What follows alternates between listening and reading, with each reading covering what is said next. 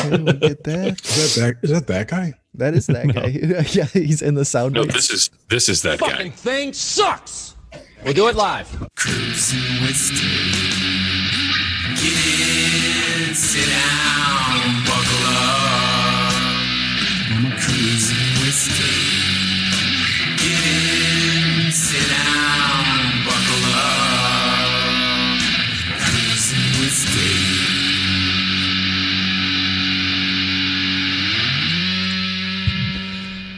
Welcome back to Cruising with Steak. Here we are, another Tuesday night, live on Grimerica FM. The boys are back in town, hanging out, having fun, giving high fives. This is Grim Steak talking here. I'm here, Grim Steak, and we got some peeps with us. Of course, the number one. He's the wind beneath my wings, Mr. James Cruz. Yo, what up, dude? Hey, what's going on, man? Nothing. And we also got from some undisclosed ranch in the Western Rockies, Mr. That Guy. Peace be upon you all. Peace is upon us. And fresh back from Paramania, we got Mr. Jerry Cthulhu. Yo. Sweet, I can't wait for a report on that tonight. And we also got DJ Booger, the King Jingle himself. I'll throw your hands up. I'll throw your hands up. Copyright strike. Stars in the world, brother. Copyright strike master. Yes, Felix, your music's too good. You're getting strikes on Jerry's channel. The crash test dummy for fair use. Yes. What was that one song of theirs that was like the one hit? Yeah. I'll have to play air guitar next time. Is that Rubber Band Man? So I dated a chick who was good friends with the lead singer from that band. And she was nice. Like, Let's go out tonight. Sweet. It was the woman in Pittsburgh, if I ever told that story. Pittsburgh ladies, no one crashed just dummy singers, so I like it. I flew up to meet her. It was December 28th, 2012. I'm not telling the story. Yeah. Man. I'm madly in love with you. What story I do want to hear, Jerry, just unload Paramania on me. I want to hear how much fun it was. What happened? Let's get a Paramania recap. That was a huge vape. It was gigantic. And it was really dry. Yes. Or my wicks burnt, I can't tell. Anyway. Gotta hate when it happens. Doesn't the para, the suffix or the prefix to paramania, doesn't para stand for like alongside? So were you alongside mania? Yes. I don't know. Yes, it does. It's parallel. Is it Parallel? It's paramania, parallel, paraplegic, etc. So, Paramania night 2019 was awesome. Hell yeah! I had like a confusing boner the whole weekend. It was really weird. That's awesome, man. Or never wanted to know about Jerry. No, I was just walking around with this stupid smile on my face because I was so happy to be part of it. You know. Yeah. Well, I'd have a stupid smile if I had a weird boner too. No, I didn't have a boner, but I'm saying, you know what I'm saying. So how come I always just come in about boners? Oh, hey, what's up, Martian? You made it. I've been meaning to ask you about that, Martian. Like them in and around your face? No way. I'm not saying that I don't like that, Jerry, but this context is just I don't know. I mean, it's friendly. I like it. It's boner talk. It's what we do. That's not what I want. Synchronicity. Some kind of weird quantum entanglement between Martian archaeologists and boners. All right, let me finish my story. You're in the middle of the Paramania dump. So everyone flew in Thursday. Some people came in Wednesday. I think the core group was like 12 people. I knew many, not all, and had only met Ren, and I've only met Ren. So Ren was the only one that I'd ever met before. So Thursday night, we all had dinner at this restaurant where my kids are fucking waitresses when they're home from school, which is kind of... So we're in there, and it was Adam Sane from Kinspire Normal, Ren Collier, Greg Bishop, Zach Farr, Tim Banal, a dude named Carlos, a dude named Steve, and another dude named Zach. I think that was all the people. I have all the pictures. I'll show that in the show notes. But Anyway, we had dinner and drinks, and then they went and got drunk on a pub crawl, but I couldn't go because Niish and I had an interview on Solaris Blue Raven show. Sorry, my cat's taking a shit on the floor and scratching. Awesome. Well, at least she's trying to cover it, right? No, she's whatever. So, I didn't hang with the group at night because I had other shit to do mostly, except Saturday night I did. Until I was wiped out. Anyway, Saturday we went to the Etowah Mounds. Or Friday we went to the Etowah Mounds out in Cartersville, Georgia, and we climbed these gigantic mounds, and I swear I was going to die when I got to the top. And it's a burial mound. I don't know, it's a mound. It was cool. Sounds pretty badass. Yeah. I don't know any of the. I didn't. Was that the first time you've been there? Yeah, it was the first time. And so the story that they put out for you is that those are like the chief tents. The overseers of the tribe, the elders, whatever, they live up on the mound. That was kind of the story they were telling. And it's right next to the Etowah River, which is real nice. We sat down there, and then everyone went to lunch, and we met back up for dinner. We met up for dinner. I can't remember now. I don't remember what we did Saturday night. Did you guys play any board games? I think Friday night I didn't go with them because I had that thing. So Saturday, no board games. Saturday we met at the Bigfoot Museum. This was a great day. There's a Bigfoot Museum up in Blue Ridge, Georgia, which is up in the mountains. And I'll tell you about this after. Okay, so the owner and the owner's wife they're Bigfoot enthusiasts. They're part of what is it? The BFRO. BFRO, right? yeah, yep. Yeah, so they're BFRO certified and all this, and they got a cool museum full of Bigfoot shit, feet, actual shit, Bigfoot shit. Oh, dude, I saw a picture, some on Twitter of the Bigfoot shit. Yeah. It's huge. Yeah, there's a Bigfoot scalp or some kind of weird ape man scalp. Was there corn in it? No. Peanuts. And then they had some kind of like Disney diorama, but life-size diorama. Or at least I didn't hear the whole. Actually, Josh Kutchin told me the whole story, but I totally was spacing out. And Niish. Yeah, welcome, Niish. So what the fuck? It was these two guys who got stranded in a cabin or something during the winter. Once where there was big. I have no idea. If anyone's a Bigfoot, person, they'll know what I'm talking about. Mm-hmm. A Bigfoot person. A Bigfoot person. Sounds like Josh like a UFO dude. Someone knows UFOs. Not to be confused with a person with big feet. Yeah. So we hung out at the museum for about 2 hours.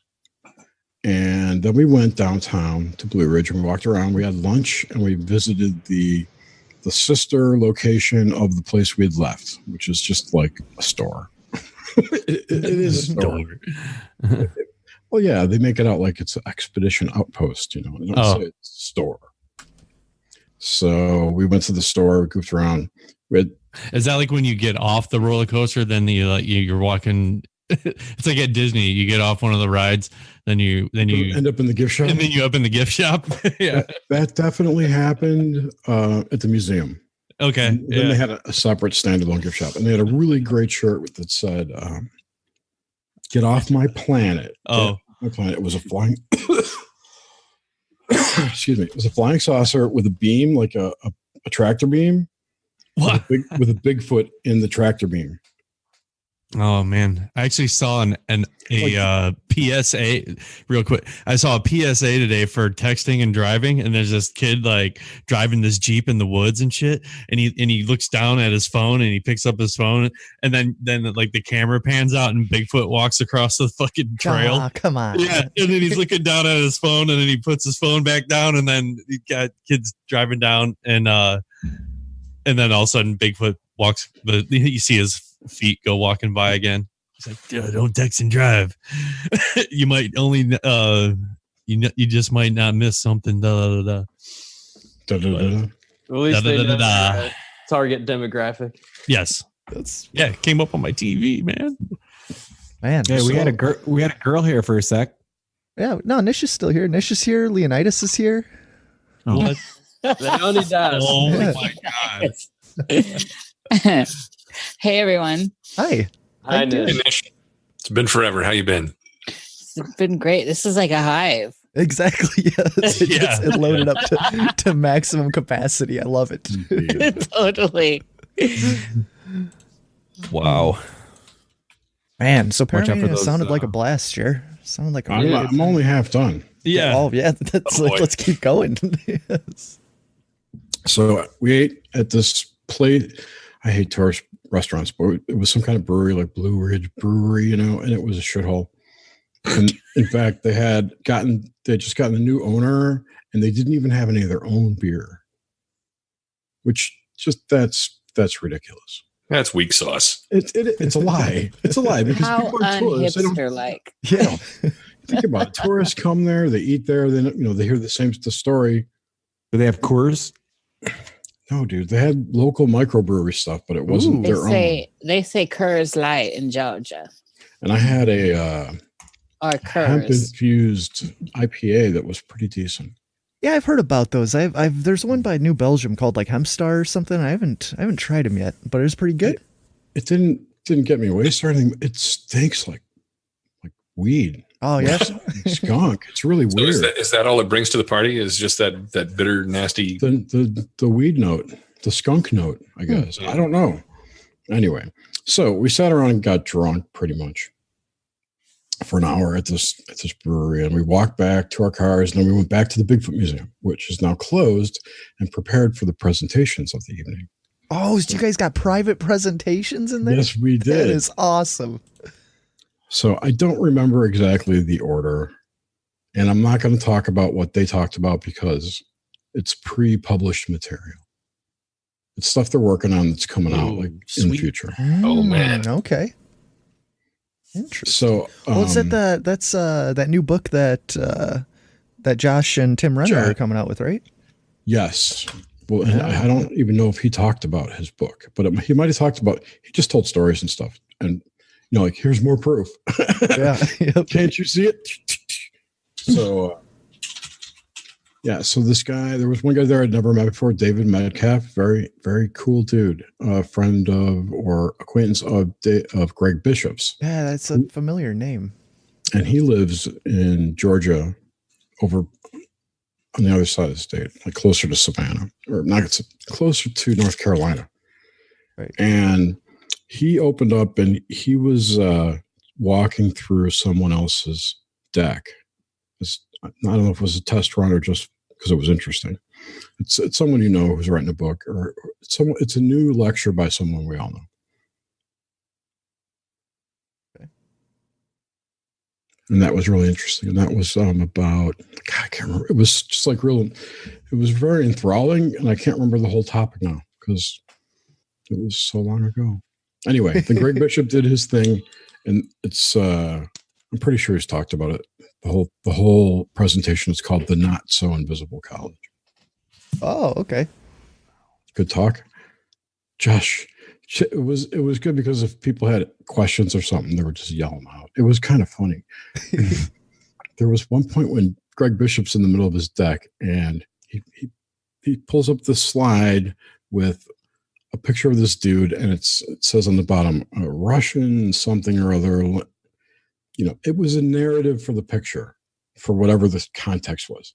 Josh Cutchin lays back and he goes, he starts screaming, not screaming, but really loudly in a bad, thick Russian accent, reading the quote. Run, you should have seen Rush. No, I can't remember what the guy's name was, but he was big. Yeah, it was hilarious. I couldn't stop laughing. Greg got mad at us. And then, those dogs. Puck. Well, Josh had a talk, and then didn't Ren did a talk on Ren did a talk, and there was a guy, Steve, who did a talk, but I didn't catch it. I was outside. Is that Steve Ray? I don't know if that's Steve Ray. I just heard his first name. Ah. Interesting. Well, He's dude, that more of sounds a- awesome. Like, it's not like a public event or anything, but it's like you guys had your own private fucking lectures and conferences. awesome. Like, that's intimate and beautiful. Like, that's Tim Banal gave the keynote, which was which is this like some kind of an off the record thing? Is that no? It's called. They consider it we consider it an unconference. It's not. There's no tickets. There's no. It's planned. It's date. Show up or not or don't. Fuck you. wow. so? It's just guys hanging out talking about stuff. Yeah, about the topic at hand. This year was this point in this year was red, white, and Bigfoot. Oh, okay. Yeah. That's kind of a cool title. And the next one apparently is in July in Michigan. July of this year? Yeah, Traverse City, Michigan. Really? Wow. They're doing another Paramania? No shit. I wonder what I'm doing in July. That's a pretty cool spot up there. Traverse I City. saw Josh post Yes. on Facebook. So anyway, Josh Kutchin, he's my new best friend. That's awesome. I haven't showered since he hugged me the last time. That's great. I have. And that was in 2011. No, it was Sunday. Saturday. Oh, and his parents were with us the whole time. That's awesome. Jane and John, and they're so awesome. I hate going on dates with chaperones. Dude, I felt like a chaperone to them. Does he have a real sweet okay. tuba? Real sweet What's that? tuba? I didn't get to see his tuba. I had to do that thing. That didn't suck.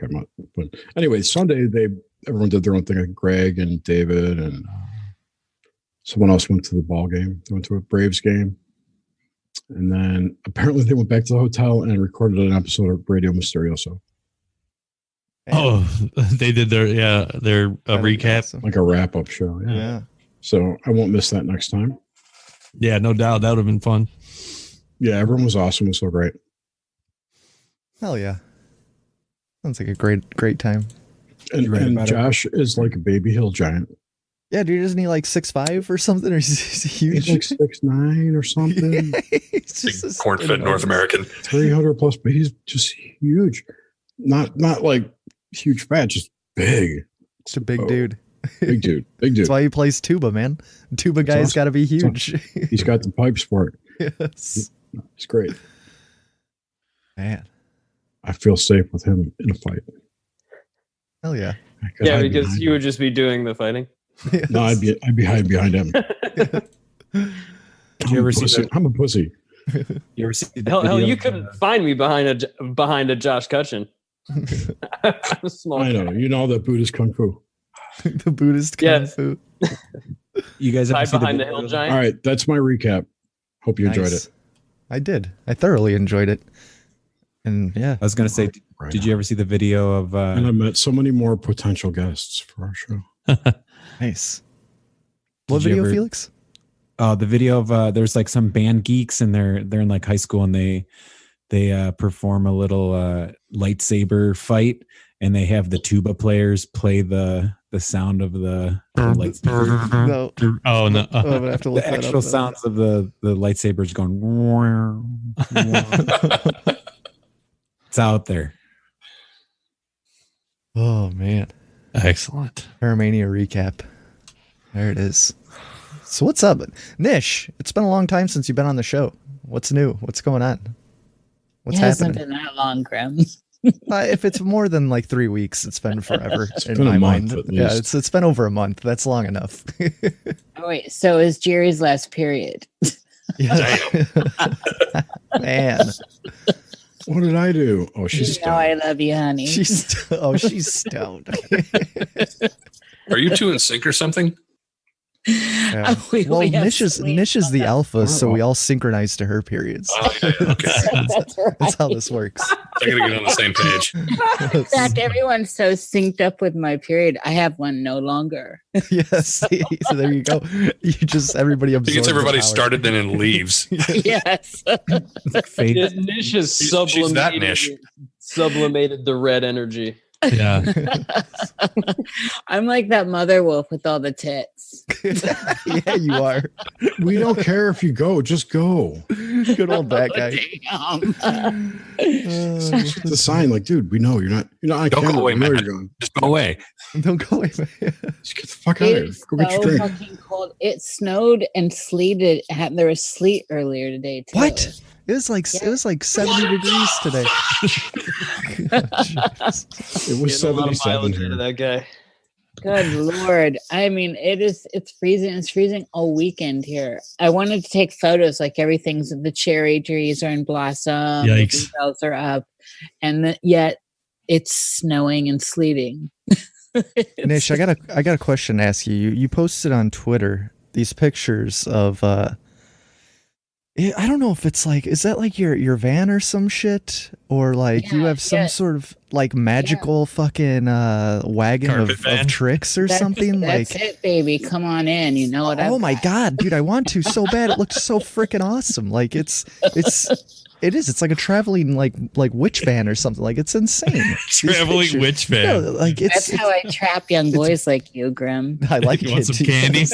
You can't. I offer more than candy. Oh Yeah. Jesus! You can't What kind of trap the candy you women. got, Nish? What? I never gave my secrets away. I bet it's chewy. Yeah, it's mine. It's lovely, isn't it? It's But yeah, like pretty. how long have you had that, or when did you make that, or it's just crazy. 2 years. Well, I just went in and I decided to, I took everything out except for the back. It's like a conversion van, right? Yeah. From like 2000. And so I left the very last chair that has an electric motor that rolls down into a bed. But I just tapered it with beautiful antique carpets, and the walls with antique textiles and carpets. Everything is an antique textile. And then I threw in some Chinese Qing Dynasty cabinetry. And you saw the photos. I mean, I just did all that. I'm gonna post that tweet in the chats right now if anybody want to check it out, because it's fucking incredible. It's like you can tell I'm a Taurus. Yeah. The Taurus needs her luxury. So, but it's fully set up. I can boondock for 7 days in that. Man, that's awesome. Yeah. Boondock. I like that. Boondocking in the USA. So you have authentic Qing Dynasty stuff? Qing with the Q. So it's pronounced Qing. Uh-oh. Okay, thank you for the lesson. It's weird, but that's how they did it. That's how they do it now. Okay, thank you. Because I actually don't know how to speak in the Chinese tongues. There are so many. It's like a CH sound in the front of your mouth on your teeth. Ooh. Yes. Okay. Yeah. My favorite. I'm working that now. Anyway, so yes, that's an authentic cabinet, and nice. I mean, everything I have, I like original stuff. So I'm not one of those kind of hot topic girls. You and me both, Nish. You got to have the original. That's right. Mm-hmm. And I use everything I'm not one of those people where it's like there's antiques in the cabinet. Like literally everything I have is an antique, except for the computers, which at this point I think may be considered antiques. Yeah. This laptop is like 5 years old. Is that an antique in computer world? Oh yeah. Oh yeah. You got ski free on there? Ski free? Ski free was awesome, right? For Windows 95, and that little Yeti would come out and attack you. God, ski free was great. Did you guys ever hear that, Nish? Did you have all the originals and that you like collecting the originals? I think that's super, super important, especially these days. Well, it's the there's something about patina, and I just have always been like this. It wasn't always, I don't know. I like craftsmanship and I like the patina of age.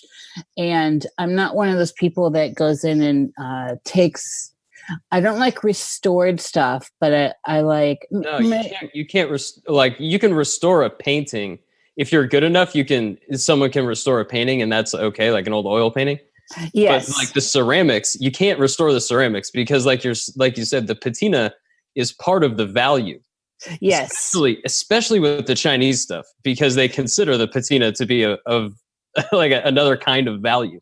Because They've been antiquarians since 1000 BC. You know, they've been looking for their own ancient culture since 1000 BC, basically. Well, when we're talking Asia, we are talking real antiques too. Yeah. I mean, I grew up in the world where an antique was 250 years old or older. Like that's what my grandparents were antique dealers. So yeah, that's why you can never have an American antique. They don't exist. They don't exist. Well, they do now. Early American stuff is, quite collectible. But yeah, I mean, I could actually, most of my stuff is not antique in that vein because a lot of it's Victorian. So early to late, actually Edwardian. Some of it's 1900. Nice.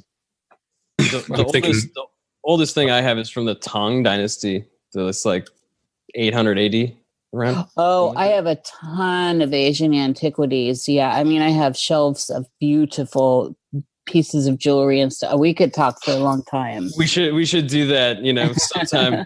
I love all that stuff. All right. Beads and yeah. Me and Niish are all about antiques. All right, moving on. Chinese finger trap. Okay, we could get married now. I think I like it. Well, hey, as long as you legitimately have that many tits, we're good to go. Yes, and they're full of nunu. And they're full of nunu. They're not all dried up. Yes. Oh, perfect. I, for one, am a better person for knowing this. This is great. We've had a classy discussion and started our own Pornhub category. That's what happens.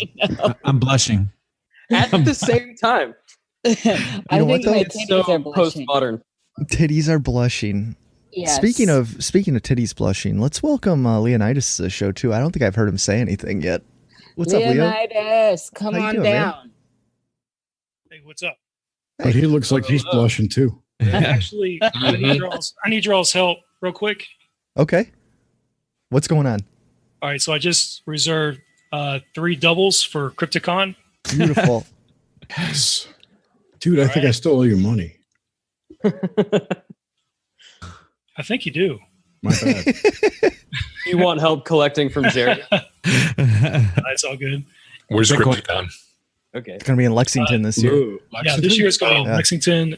So, all right. So I booked the rooms for Friday, September 6th, and then check out on that Sunday.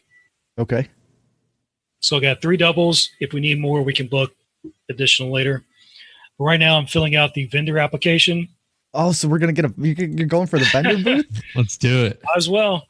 It says vendor name. I put Hipsters Unite. Or we can use a different name. What do you guys want to use? I mean, whatever, man. Whatever will get us in the door. I mean, we could pretty much put the meat locker, dude. The meat locker. The meat locker. Didn't we come up with a name for like? No, we didn't. Never mind. It was something else. Coming up with a lot of Down trailers. Yeah, Man. That's what I was thinking about. But So a booth. Man, what are we gonna do at this vendor booth? What's gonna happen? pass our shit about our podcast. Yeah, there we go. Exactly. So I could put cruising with Knox. No, it doesn't have to have both. I mean, I don't know. It could just be like Knoxing with steak. independent podcast or conglomeration. Patio row. I don't know. We'll think of some. When do you need it by? Well, I need to know like what categories that to check off here. So they have artist, author, outdoor gear, handmade jewelry, media, collectibles, apparel, group organization. Media. I'd say media, maybe Or maybe if they have, artist, media. religious missionaries. That too. Yeah, definitely religious missionaries. Oh, and apparel for yeah, sure. maybe apparel. We could throw some shirts or something. Hell yeah, we could sell shirts. Think You guys could. Taco I can make you and some- Joe would be there? Taco and Joe. I think they were there the year before, so they'll be there again. I hope so. Those guys are just great. raking in cash with all the shirts. I can make some stuff I can make the robot make some stuff for you. Oh yeah, Ooh, have that'd be fun. yes. Joe was telling me they those shirts cost them like $2 or $1.50. Oh, yeah. Yeah, and they send them sell to sell for 11. 10. Yeah, Yeah, 10 or $11. Hey, have Jerry, you you're an guys- author, right? Yeah, I'm an author. That'll work. Just All right, so I got media, a media apparel group organization, and then it wants. All right, so how many spaces? We want 2. You guys can make smoothies. Oh, have a juice bar there? You just do just juice it all day? What Let's hotel? let's take a hibachi and mix a Thai. What hotel? Oh, that's a great idea. Clarion. We could all have our own little Clarion table. Hotel Conference. Were we in the Clarion last time? No, it was. No, that was Frankfurt. Yeah, Frankfurt. That place was pretty nice. But that was it in the Clarion? I don't know. Dude, you could call it Bigfoot meat on a stick. I don't know Heck why yeah. this is. You just have to put a little asterisk next to it. At the bottom of the sign. It's like not made with real Bigfoot. Why would you do that though? No Bigfoots were harmed. No Bigfoots. Yeah, they electively gave up their meat. Sure. Yes. Because they're non-physical beings, so there's Because just they nothing. like fair trade. boners Fair in trade. and around their face too. Absolutely. It's the only place boners should be. Credibility for flesh. So the vendor name could be Cruising with Boners. Yeah. Cruising with dicks. Jesus Christ. Want to do that? Cruising with smoothies. Cruising with Oh, smoothies. we got to think of a And good as long one. as it's I like not boners Cruising with smoothies. steak. Cruising with smoothies has like a really nice ring to it. I want to see a billion people come to our booth and walk up and they say, "What's this?" What is this? I want to see this dejected sigh. Yeah. I thought this was something cool. One after another. That would be hilarious. That would entertain me the And entire. we'll just have like a microphone so everyone can like leave their name and number and a message. I'm going to live stream it. That'd be cool, man. People could just like catalog their CryptidCon experience. Yeah. Are you talking about putting up some like really weird avant-garde art? No. We're not going to put up anything. Just an empty It's gonna be a table. tent, and then you have to come outside.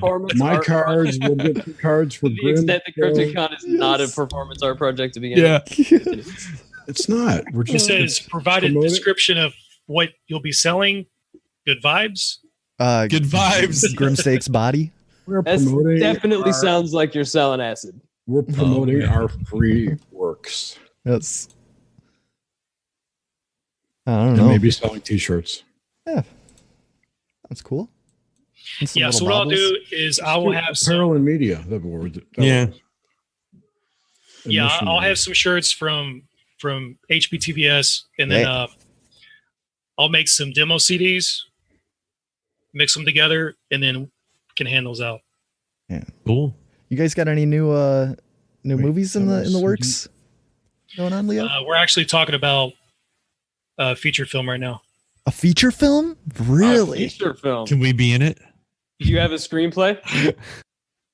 No, Do you we're need- writing. Do you need a hand model? We're trying to get just the basic like premise of what it's going to be about. Do you have an idea of what it's going to be about? I mean, we have a collection of ideas. We just don't know which one to use. It would sort of be like an anthology type film. We'll have different directors direct different parts of the film. Oh, nice. Oh, okay. So like the And they Matrix movie they did way back. Oh, the Animatrix? Yeah, That was yeah. hella cool, dude. Dude, that was awesome. The Animatrix is it's a better weak than way any to of put the out a full-length film. Yeah. Well, no, though they did the love sex robots on Netflix. I still haven't watched that. Dude, it's so good. It's an anthology. It's just like it's like 12, 10-minute stories. That is Ultraman phenomenal. is better. Ultraman is better. Ultraman, I watched that. That was good. Oh, there's some I was nice surprised. Bigfoots. It's a nice 3D printed Bigfoot, that guy.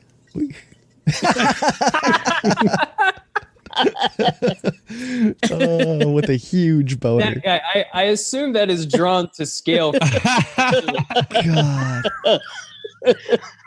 Look at the size of the sack on it. I know. he has Bigfoot's enormous dick is balls. huge. That was such a huge Bigfoot dick. Oh my God. I'm more impressed by the size of the testicles, to be completely honest. Yeah. I Yeah. can imagine a Bigfoot supporting a huge penis, although that's probably not supported if we're going with a pure ape hypothesis, because technically, I mean, Yeah, don't they the have ape- small cocks?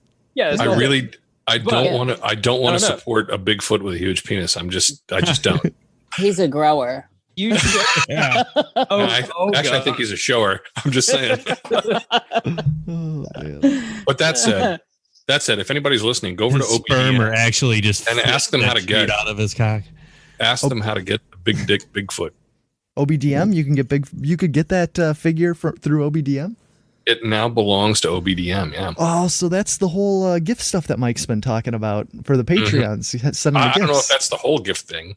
Right, but that's a part of it. You're a contributor, that guy. Yeah. That's awesome. So is that what they're actually going to send out? I have no idea. I hope so. Because they want you. They want you to take a picture and post and tag. But it's like I don't know if I can hold up a statue of Bigfoot with a giant dick and tag myself on Facebook with it. If you're lucky, they'll send it to you. If you're unlucky, it'll visit you. Hey, Jerry, you had paused on one of these photos where Joshua Cutchin was looking particularly inspired, and there were two guys sitting right next to him. I don't know who they are, but I love that picture because the thing that came to mind is because the guy on the very end is like a lot smaller, and the guy in the middle is like a little bit bigger, and it just looks like the guy on the end and the guy in the middle have both come to the realization that Josh is going to eat the guy in the middle, the closer guy first. And, Jesus. And you can see their different reactions. Yeah, sorry. It's perfect. Go back to it. It's perfect. Man. I'm back. Where's Jerry Cthulhu? Where'd it go? Uh-oh. I forgot I can't. You're experiencing technical difficulties. Please stand by. No, I keep forgetting I can't. Really good. It doesn't matter. You can't do two screen shares at once. Who else are you showing the screen to, Jerry? Is it the FBI? No, two. I have it. I had the. Never mind. Just forget about it. All right. So the picture where he was looking animated. This one. Yeah, this one. Okay. So this is Greg Bishop. This is a good one. This is Craig Bishop. This guy is Zach Farr. He's fun pajamas. So both Greg and Zach have realized that Josh is going to eat Greg first. Yeah. Zach looks like he's trying to figure out if he can hurdle that guy in the blue t-shirt. That's the Steve dude. Steve. Okay, so Zach looks like he's trying to figure out if he can hurdle Steve. And no, he was just. I don't know if he was drunk or what. The hat back here is banal. It's such a great picture. This is a fantastic picture. This is banal, and these are shitty pictures. They're from my phone. Yeah, I think he posed for that. There's banal. He has a very like thespian sort of thing going on. Yes, completely. And then here, these are from the mound. The mounds. It's that little straw hut. Yeah, it's I forget what it's called. I got a picture of it. That's Adam Sane. Adam Sane. Shout out to Adam Sane. Adam, if you're listening right now, you're the greatest. Conspiranormal's awesome. It is. Wattle and Daub House. That's what it's called. Daub. It's a certain type of construction. And that's what this was. He's got a cool name too. I forget his name. The guy looks like he would have a cool name. He looks Enrique Danger. Like I've met him before. Like I know him from somewhere. You know, I have no idea who he is. Kunishiro. He's Adam's cousin. Play drums really well. He actually plays guitar. I was gonna say shred guitar. Damn it! He looks like he plays metal. So this is Kutchin, Bishop, and Banal. We were chatting before we walked off to the mounds. There's Ren. Man. Like you do. That's the big one. So what's up with the mounds? That's a big like one. What do they think the mound is? Like what's the purpose of that? The Chiefly Village. The Chiefly Village? Yeah, it's like the. Is it a burial mound or is it a monument? No, it's like just a higher vantage point. It's better property. But someone was telling me, I think it was Steve or Carlos. One of them was saying that it's more, and I agree. It's more of a tactical advantage to be up high. From invasion. It's just interesting, man. These mounds are built all across, all around the country by this, and the Native Americans, from what I've heard, have always said we didn't build them. Like the people here before us built them. What is that? It was all over this freaking planet. So the Serpent Mound in Ohio, next year, 2020, we're going to meet up for the summer solstice. which is June 20th, 2020. So request off June 20th, 2020. Yes. Okay. All right. So that one is that one predates Native Americans. Down off to the side where the cliff drops off, there are stones that there are types of stones that are not present locally in the area. And some researchers speculate that it could be some type of structure that was built like a megalith or something. There's a spot at the Serpent Mound that's the highest point, which is the highest point in the area, and supposedly there's some type of giant building that was built on top of that, like an actual structure. Well, if you remember when we talked to Micah and all them dudes from the 7 Ages, they talked about that whole Southern Ohio there. It was like an epicenter, dude. It was like a gigantic fucking city, basically. Yeah. It's crazy. Yeah. So are we talking like earthen mounds and the mounds were and then how many like tons of them got mowed the fuck over, man, over the years. Cause just farming and agriculture. Yeah. It's like these people are like, nope, who could just pile of dirt? Let's just plow it down. Well, I think there were a lot in the Midwest that were some kind of burial mound type things that in the late 1800s to the probably 1920s, people that were well connected and sort of moderately wealthy used to dig through them to see what kind of crazy shit they could find. Exactly. Yeah. Right. Yeah, because of course you would. Yeah, let's get those artifacts. Right. And then you're just talking about these things that are supposed to be like super antique, right? Yeah. There you go. Yeah. And there was actually God, what the hell is it? What was the name of the area? I know that the name of the city is Lebanon, and I want to say Illinois or Missouri or someplace in the Midwest that swears that there's a bunch of Egyptian stuff there that's like legit Egyptian stuff. I think I've heard some things like that too, even down in that area in Ohio. And I should have done some research before I shot my mouth. Yeah, that seems to be the case. Like finding Egyptian type artifacts spread out all over the world in different nations. And I think that one of the questions to ask when we hear stories like that is, are we seeing authentic Egyptian artifacts, or are we seeing things that people would easily mistake for Egyptian artifacts that actually belong to a kind of antecedent culture to the Egyptians that they themselves were mimicking? That's a legit question. I mean, and I think that there, to a certain extent, there's a visual style that we associate with Egyptians. Mm-hmm. And there's probably, it probably goes deeper than that, but there's a visual style that we associate with Egyptians. And, there's maybe something there with an antecedent culture that feeds into that. The thing that I think when I consider what you say is, if I had an Egyptian type culture and then I ate a whole bunch of mushrooms, I would probably come up with something that looked like the Mayans or Olmecs. Because going in Egypt, they have step pyramid stuff too. Mm-hmm. And I mean, they have all of that. There's similar designs, with like pillars and. Yeah, the step pyramid thing in Egypt, and the bent pyramids, like the ziggurat and the bent pyramid thing, and those look like I'll call it a primitive attempt at it wouldn't be megalithic structure, but it would be just a large structure. It would be a primitive attempt at a large structure. Yeah, I would agree that some of the Egyptian pyramids look like attempts to re-engineer the Great Pyramid complex or other pre-existing stuff. Mm-hmm. I think that some of those can be accounted for like that for sure. Well, even so what's your take? Wait. Hold up. I want to tell you guys the story because I forgot again. At the very end of all the presentations, this dude started talking. He's like, guys, wait, I want to talk to you. He's the owner. That's Dick Algar.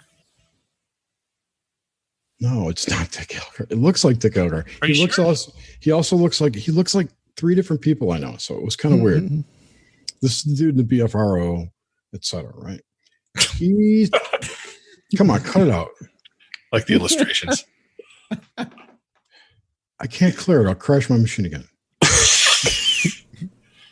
Crash your machine. Getting It's gotta be a Felix. picture. Never mind. Please erase it. Whoever did that. Thank you.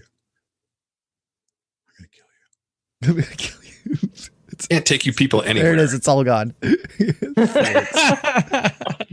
This is why we can't have nice things. Yeah, we can't have nice Watch things around out! here. Watch out! Jerry's fucking getting the kids. dad voice. Yeah. Yes, Jerry's gonna Oh, ground shit. everybody for drawing penises on things. All right, Jerry, what's the story? Get in there, Jerry. Jerry? He crashed. He really did crash. Crash my Zoom, man. Oh, yes. Dude, Anyway, Who did Poor that? Jerry. I'm so sorry, Jerry. it's okay. I just want to finish and get back to work. God damn it, Martian. I didn't do anything. I'm not doing No, anything. it was grim. It was No, grim. it wasn't me. It wasn't me. Kick my other dude out so I can. There we go. All right. Hey. Right, the world's right. Here we go. So this dude comes up and he's telling us that I can't remember the entire way he put it, but the gist of it was that the BFRO is going through kind of what MUFON's going through as far as a schism. There's like flesh and blood with the nuts and bolts versus the anti-ETH and the interdimensional ape man. Wow. And he basically was telling us that we were all onto something because we were like the smartest people he'd ever met that came into his place to talk about the subject. God, does he live with macaques? No, but he's up in the mountains and he gets tourists who just come. Oh, okay. You know, it's not. So then he goes on to tell us that it's not studied well because it's claimed there aren't enough sightings and it's too random, et cetera, et cetera. And he goes, that's complete bullshit. He's like, there's like sightings every day. People just don't report it. They don't want the attention for whatever reason. But they come in and tell him. So every time, like he knows a lot of people who just see all kinds of Bigfoot activity in and around the Chattahoochee National Forest. Chattahoochee? Yeah, Chattahoochee. Or Chattanooga. One of the two. It's Chatta something. Chatta Forest. But I've got a picture of the map somewhere I was trying to show you. Do I still have it? They had a map set up with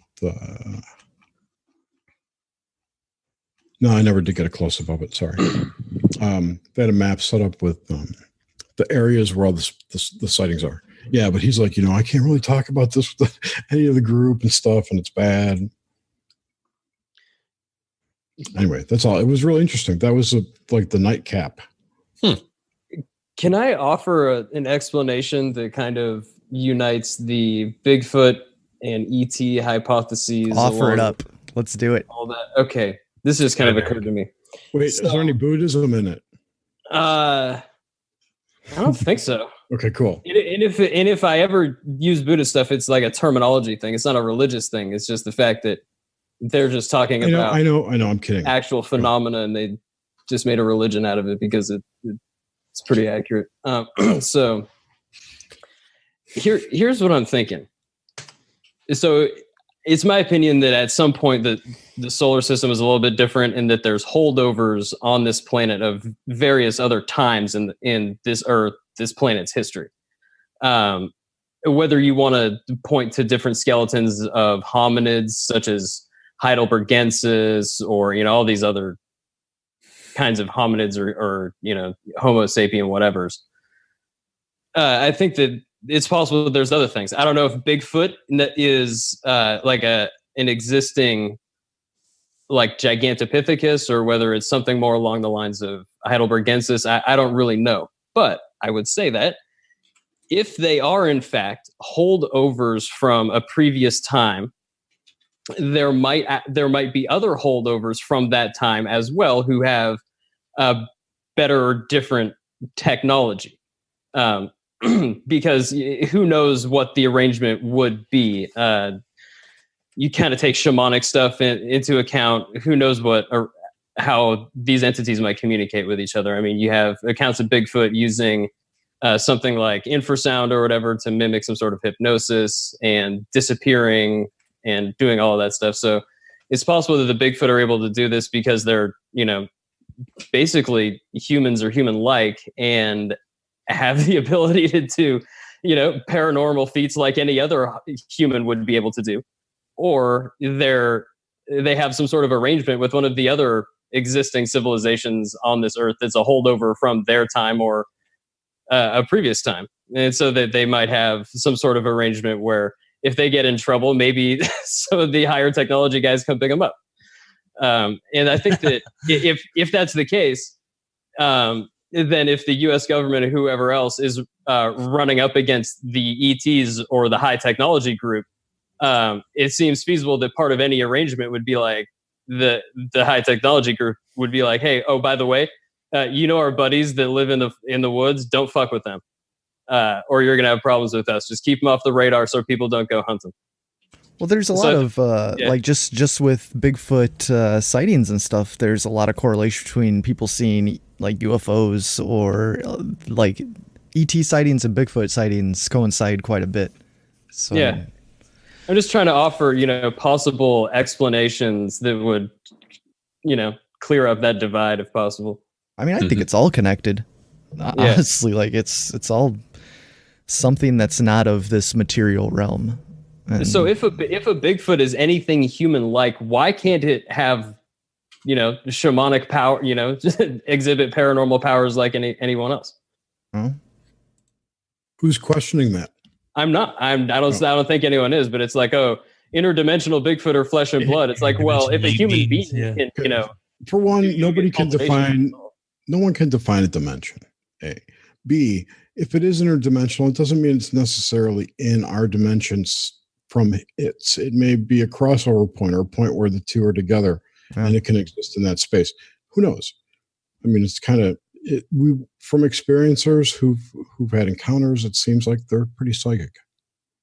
Yeah. Well, my personal experience was that the fuckers are real, and they have some sort of psychic connection with you if they hone in on you, that you can hear them in your head.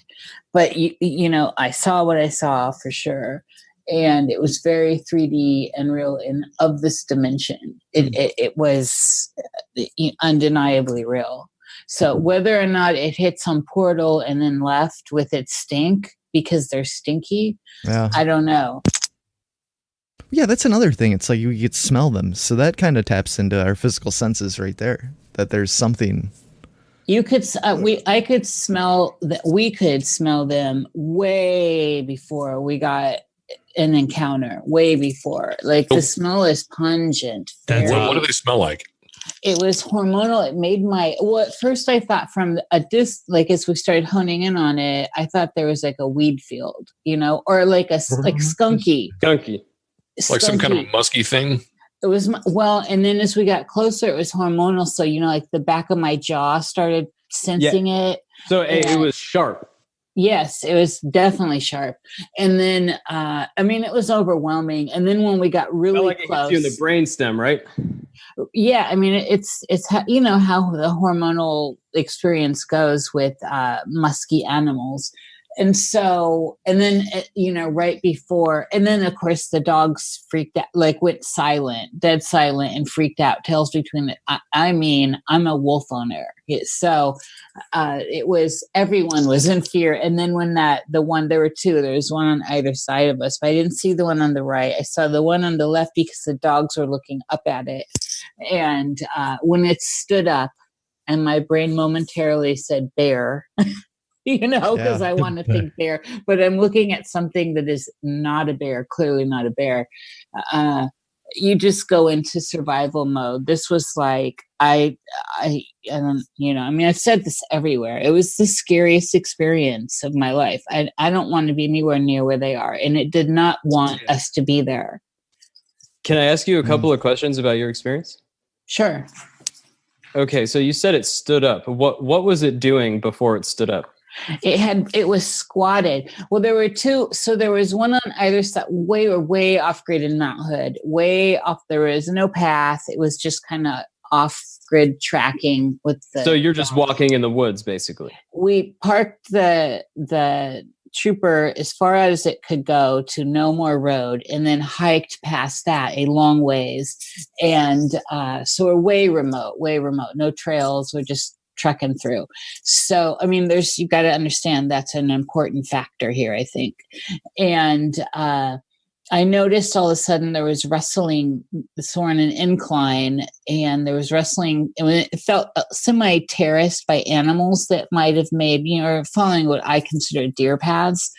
But to the right and lower, there was a lot of big movement. And I'm concerned about this now because I have been, I've lived off grid. I'm a northerner, so I've been around bears, and I'm concerned like we're going to have a bear encounter.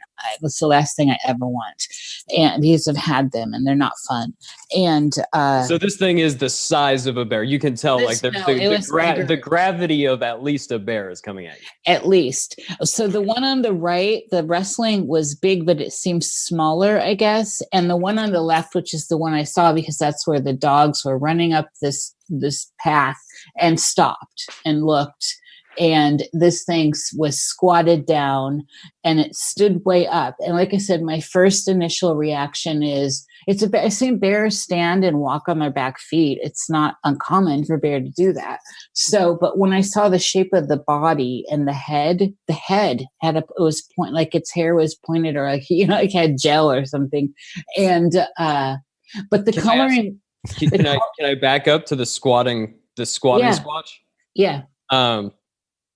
Okay, so when it was squatted down, how tall were its knees? I mean, can you see like what it looks like? Did you get a good look at it when it was squatted, or no? Did it just pop up when you looked at it? It popped up. So there a lot of things were happening simultaneously. So all this kind of happened at the same time, and it's like a car accident or something where you go into slow-mo mode. So kind of all at once. The dogs stopped, tails went between their head. The person I'm with hears this growling in his head. And we are not Bigfoot people. This was not in the paradigm. I was never subscribed to it at all. Well, that's even more interesting. He's hearing it in his chest and in his infrasound. Probably he heard it in his in his head. However you want to play with that. And so what I saw, I just wanted to see what the dogs were looking at. And so as soon as I focused over, I just noticed this hunch, and we're in the forest. So I just saw a blob essentially, but the blob stood up, and that's when I got an actual form. Okay. And like any animal in nature, there's this really great camouflage effect. So I had to actually focus in on it. Oh. But then here's the thing: if it would have just stood up and stayed there, I think it could have. The way the mind plays tricks with you, I could have probably still stayed with bear, and it would have been fine. Although I've never smelled bear like that, except for it sidestepped to another tree. It was going from tree to tree, and the sidestep gave me the full silhouette of it. And that's where, long arms, the whole thing. And this is when we're backing up at this point. This all happened at the same, like simultaneously, like I said, backing up, looking at it, backing up, and trying to call the dogs that will attack at anything. I mean, they're fearless. And so it was like scare. It was so scary. That's all I can say. But I did get a good look. Yeah. I mean, I saw its coloring and everything. What color was it? Was it black or? The coloring was very grisly, by the way. So it was black and brown or black and tan. So it had that, but it had short, the legs were, the long arms really stuck out in the shape of the head, and the long torso really stuck out. Man. Yeah, it was, the funny thing in this whole story is, so we've been camping, stayed up there in an RV that summer, and I kept hearing, this is in Zigzag, Oregon, where the RV was. So this was down in more There's populated. actually a place called Zigzag, Oregon. Dude, I have experienced such strange shit in Zigzag. Wow. And so I'm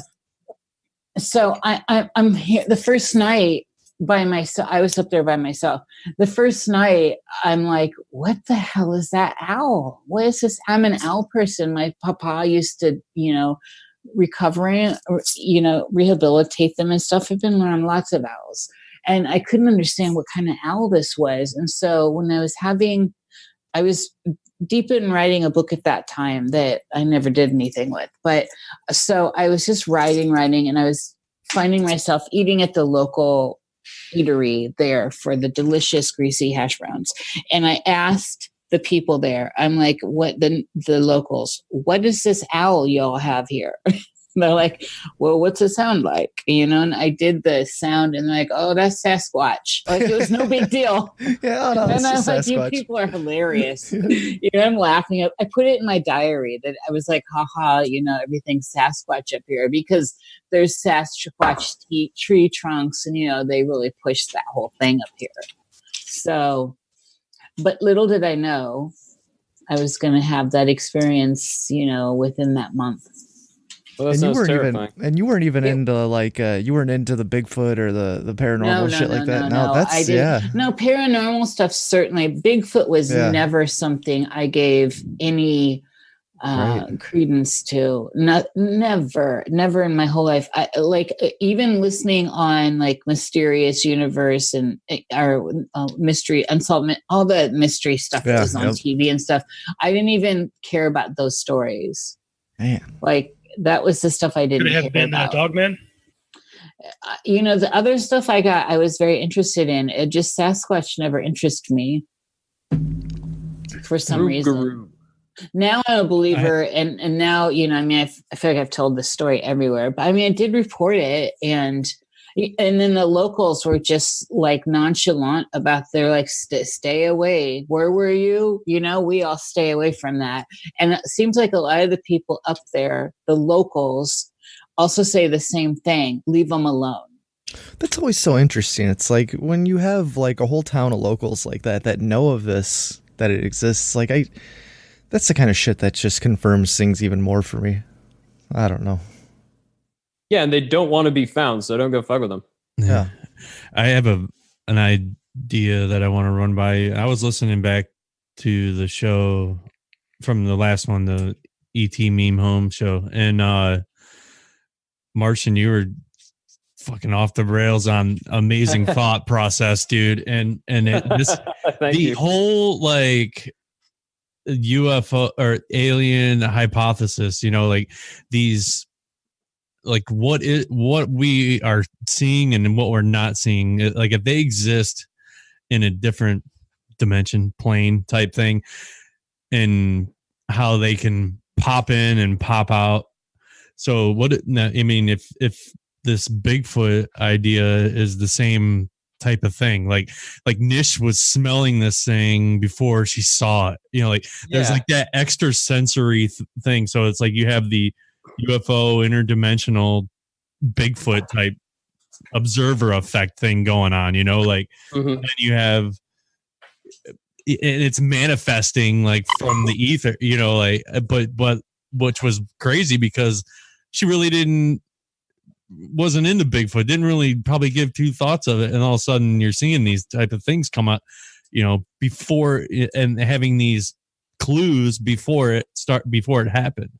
Yeah. And so I had some weird, I'm sorry to interject. I did have, by the time I left, I kind of became pally with the same people I was encountering, of course, right? Yeah. And they said that not everyone that comes up, the fact that I was hearing the whooping, I guess, is a common thing they do, that I thought was an owl, but it sounded more like a who, but a whoop at the same time. I could do it, but I'm not going to terrorize everyone.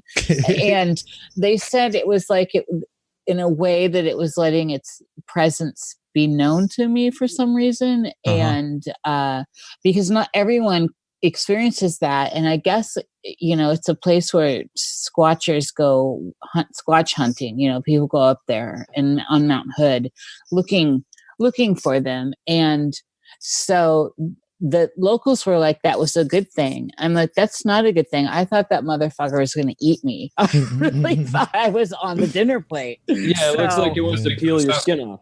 Right. I mean, it's like this. I turned into, you know, the Wicker Man. The right fool showed up. Do you remember the specific date?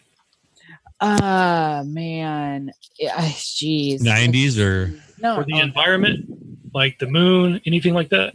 Wait, hold on. Let me think. It was like around this time, 6 years ago, or yes, 6 years ago. It was. I was waiting on this house to go through. So I've been in this house for 6 years. So it was that April and May, I think. 6 years springtime, ago. kind of like, or 7 years ago. Yeah. Yeah, there was snow up there because it's Mount Hood, so it was so cold there. Well, I'm asking because I'm wondering if there's any type of correlation between these particular sightings and what type of like planet alignment or any other like astrological type factor come into play. I can't recall, and I did, of course, I keep a journal, but I'd have to dig through and figure that kind of stuff up. And of course, looking at ephemerides, we could easily figure out what was going on. I do remember that the activity did seem to amp up around the full moon. And since you're out there in the wilds, there's less light pollution from like Portland's a ways away, and it's just a lot of clean, clear sky. And so, you know, how phenomenal anyone who lives away from light pollution, the sky is phenomenal. Wasn't April of 2012 around the Bactoon? What was that? Wasn't April of 2012 around the end of the Bactoon, like the May 5th, 2012 thing?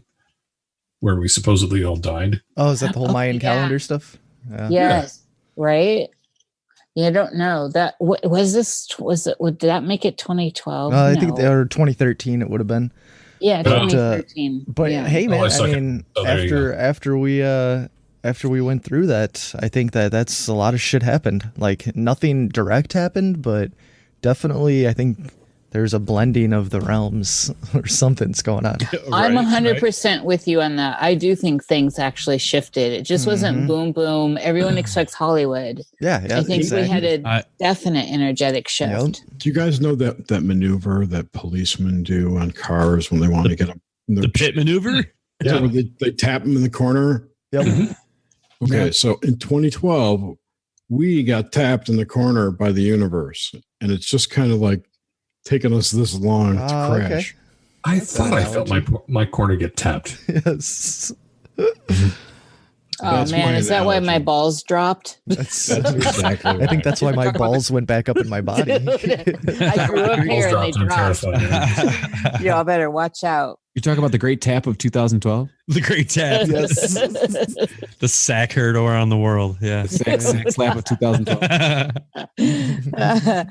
Oh man. I got a random statistic here for you. I got The Economist, a little book that gives like world statistics. Oh yeah? What you got for us? And this is sex ratios. And I thought it was pretty relevant to kind of, we have like 6 dudes here and 1 woman. And the sex ratios are males per 100 females in the year 2010. So it's male. So how many males there are per 100 females? I'm going to say 85. But by country. Oh, see, yeah, I don't know that. They break it down by, well, this is not trivia. I'm just telling you. I thought I was trying to get points. Come on. Oh, So the number one or the highest rate of ratio of males to 100 females. India. No. You want to take another guess? No, I think sorry. somewhere hot. Somewhere hot. I don't know. Brazil. Somewhere hot that starts with a Q. Qatar. Qatar, yeah. Qatar, 312.2 males per 100 females in the year 2010. Kind of begs the question, doesn't it? Sausage fest. And then the lowest. It is hot there. The Definitely lowest hot there. lowest is Latvia. Latvia? So you're saying if you're going for a numbers game, go to Latvia. I'm just gonna get a job at the tourism board of Latvia now. I'm gonna run on that platform only. Just ads out to everywhere. Hey guys, there's way more chicks in Latvia than there are dudes. 84. That's not what it's like where you are. 84 Don't to forget to what? register as a foreign agent, right? 84 to what? 84.1 to 100 females. Wow. But we can only take a couple of you. It's a good ratio. Unless you're Joe, and then it's not good. No, Joe from OBDM, yeah, because he likes pee-pee. That's why. China, Japan, Yes. Mexico. I got a major synchro from over the weekend. Let's hear synchros. Come on, let's do some synchro sharing. Yes. It's really quick. So my parents came up and visited, and we went to a thrift shop, and we were in the basement. And there was a department store fire, and so this place had a fire, and they're selling all their like burned goods from this hardware store. So stuff's a little melty down there, and there was just this spare sump pump just sitting there. My dad goes, "Hey, you need a sump pump?" And I go, "No, our sump pump's gonna last us." So you cursed it. Yeah. And so they spent the night, and the same night our sump pump died on us. So, dude, never pass up a sump pump. No, never. That's a good Even one. if you don't need it, yeah. You always need Yeah. a spare sump pump. Yeah, just get it. but I didn't want to buy just like a used looking one. And so then I got a new one, but it was just weird because You're going to be embarrassed because somebody's going to see it? Your secondhand sump pump. Yeah, come on.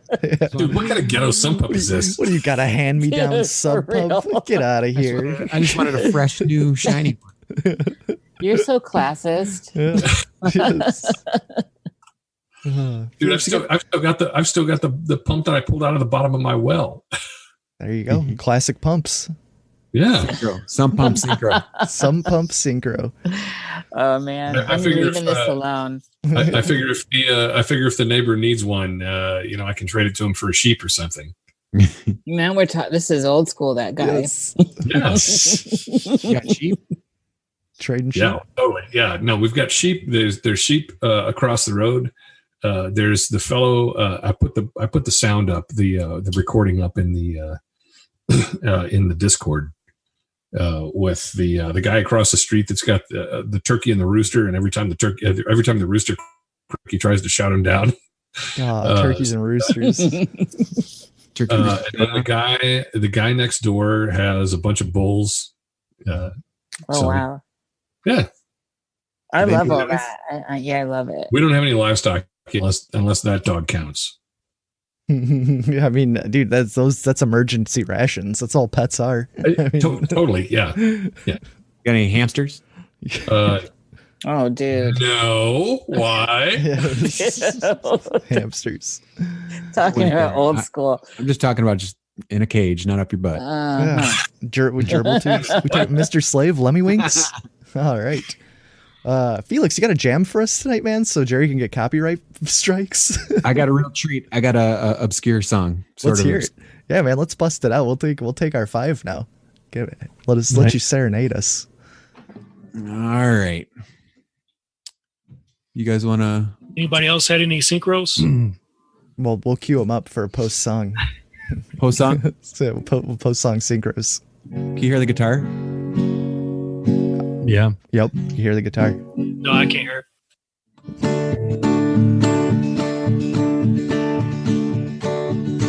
Yep.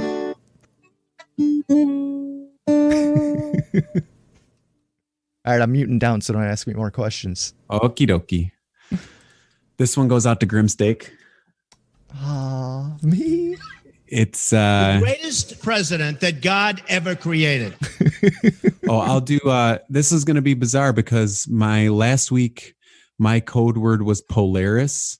So if you want to do sound effects until I say Polaris, the name of this band is Polaris, and the song is called Hey Sandy. Oh, I fucking love you. Might have heard Felix. it on as the theme yes, song. Dude, I love you. This is gonna be so great. So the Adventures of Pete and Pete has a theme song by this band, and they're playing in the front yard of Pete and Pete's house during the intro video. Mm-hmm. And a pretty catchy song, pretty alternative rock, indie rock kind of sound of the night. And I could probably get away with just like mumbling the lyrics because the lyrics are pretty indecipherable. They're mumbly, yeah. They're mumbly. And it's called Hey Sandy, and the group's called Polaris. So you could maybe do some sound bites while I get prepped, and then I'll say Polaris. James is ready on the board. I could see him over there. He's got a kid. He's got a kid behind him and a soundboard ready. It's insane. And the Martian, you want to mute down? Yeah, no. Get everybody mute. And the Mexican government is much smarter, much sharper, much more cunning, and they send the bad ones over because they don't want to pay for them. They don't want to take care of them. Why should they when the stupid leaders of the United States will do it for them? For $8,737,540,000. We owe Japan more than that. We have losers. We have losers. We have people that don't have it. We have people that are morally corrupt. We have people that are selling this country down the drain. We owe China $1.3 trillion. I will fight for you with every breath in my body, and I will never, ever let you down. Polaris. Okay, here we go.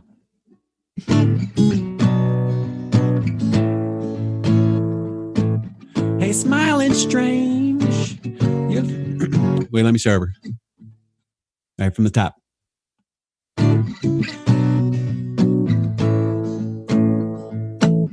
Hey, smiling strange. You're looking happily deranged. 'Cause you settled to shoot me. Or have you picked your target yet? Hey, Sandy. Does your dog bite? Hey, Sandy. 4 feet away. End of speech. It's the end of the day. Was only funny. But guiltily, I thought you had it coming. Hey, Sandy. Does your dog bite? Hey, Sandy.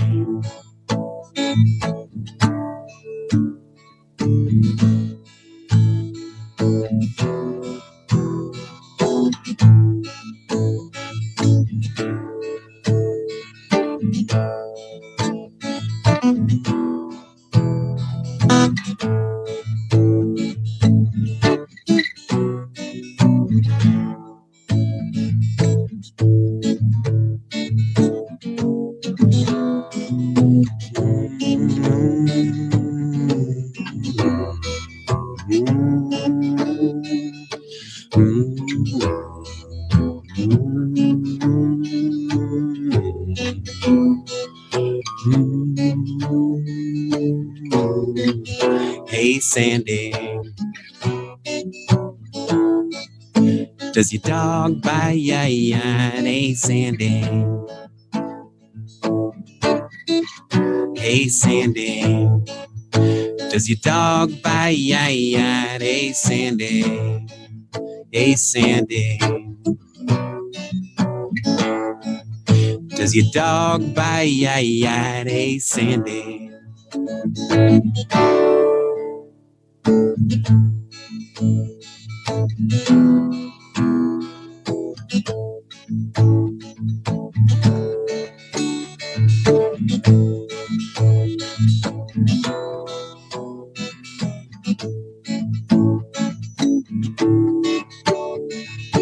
Hey,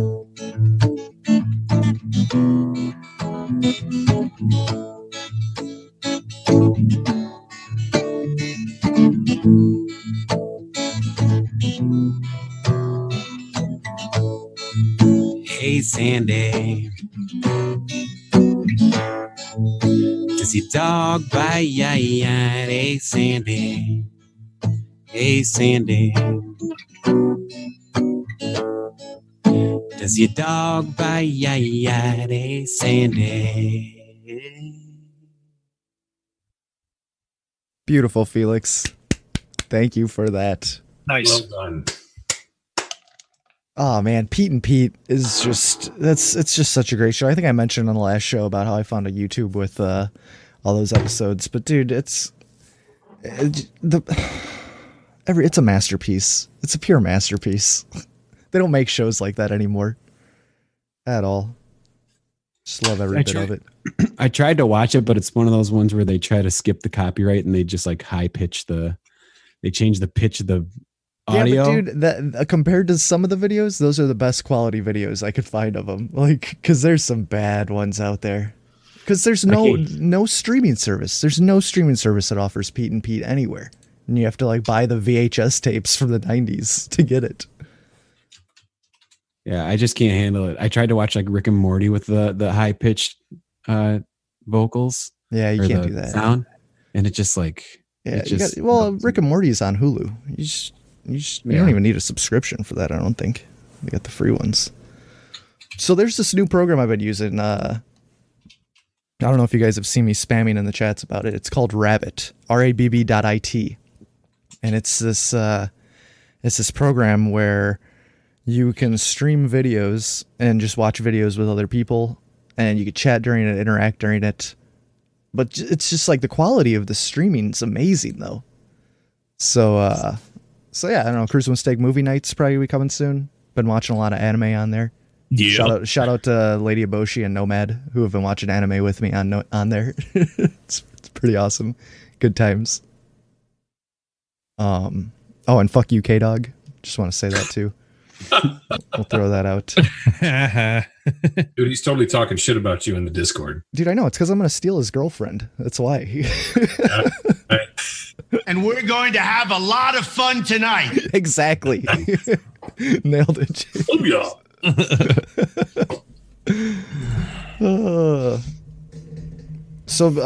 Yeah, synchros. I don't think I've had any synchros this past week. Man. Leo, did you have some? I mean, I do. They're very in-depth and complex, but I'll just tell you one small one that I had. It surrounds the wonderful song Africa by Toto. Yeah.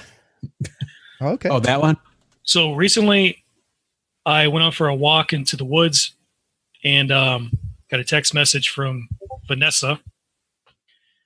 And it was an audio message of the song Africa being played on the radio. And then when I got back to my car, I turned on the car and then the same song was playing. Oh man, Africa synchros. And then when I went to my cousin's house, both my younger cousins, they were humming the tune or the melody to Africa, the intro. Oh, wow. Okay, so I have to ask the question, Leo. When was this? Okay, so wait, I got a synchro with you, dude.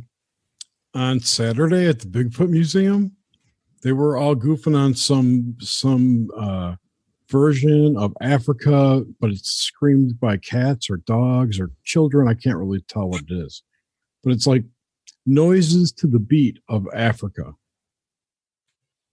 Interesting. That's pretty legit. Yeah. So when was it? There's a reason why I'm asking. This was I think it was. Let's see when. I think it was Banal. He had it. I think it was Friday or Saturday. I can't remember. Oh, okay, all right. So if there was any connection with me, there was some kind of a weird time lag going on this.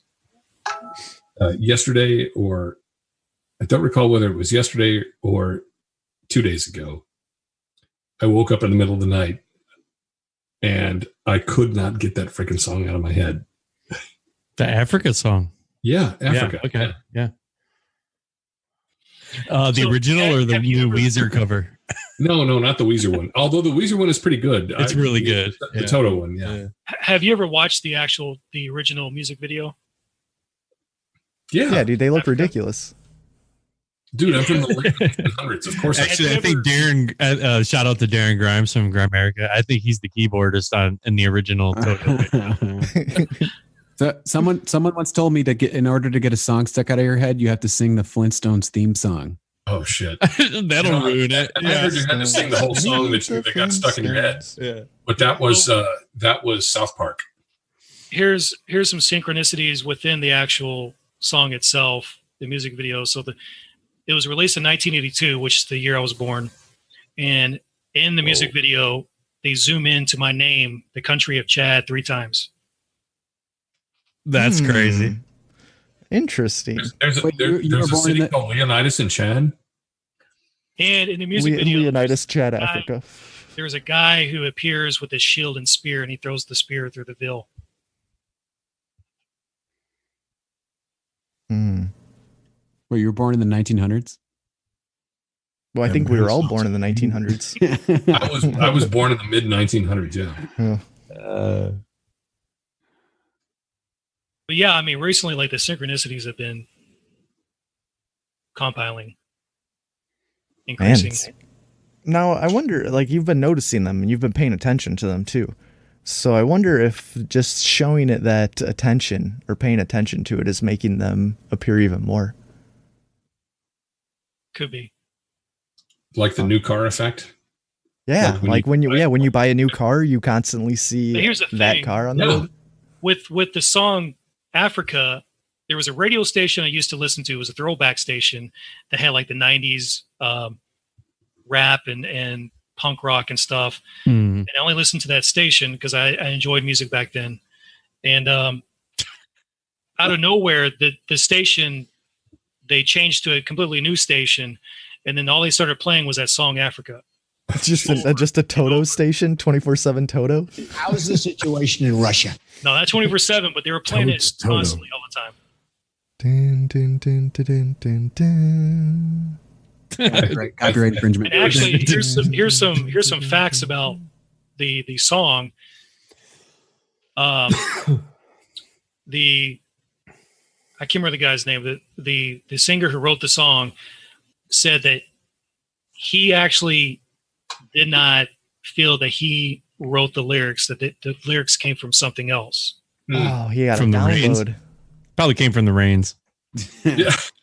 Well, I think it was based off, had something to do with seeing back in that time, seeing all the commercials with children around the world.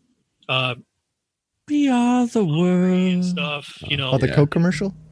African The Coke commercial. So, so missionaries from, I think he was a part of a church, so they would send missionaries to Africa, and the missionaries would bless the crops, and sometimes they would bless the rains down in Africa, for the crops. So that's where those lyrics came from.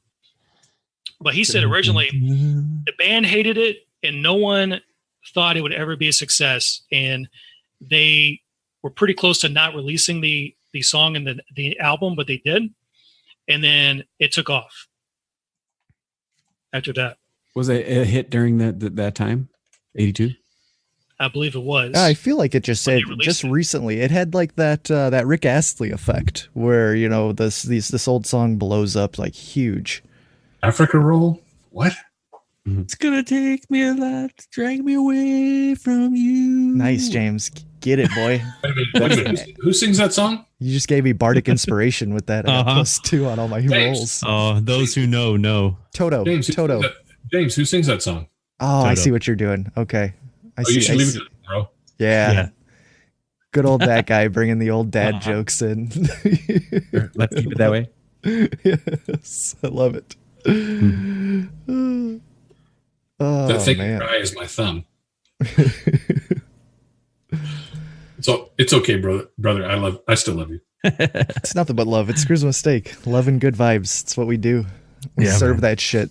force it down your throat and make you eat it every day. It's Just shovel it down. Gone What we all got night for- with it. So what's next on the topic agenda, guys? I want fucking James- Martian to. Oh wait, well I'll save my stupid thing for the end. But I want Martian to go into some of the shit that he was talking in the chat today because it was phenomenal. Something about Again. DNA and some things, a whole bunch of words Yeah. I didn't understand. Yeah, there are no words there. There's no words there. Fuck it, we'll do it live. Yeah, man. I say a lot of crazy shit in the chat. Which part are we talking about? No, just like oh man. Lost track of his random shit. It was like three points of interest basically. It was what like the biohacking, Epigenetics. Oh, okay. So yeah, this DNAs.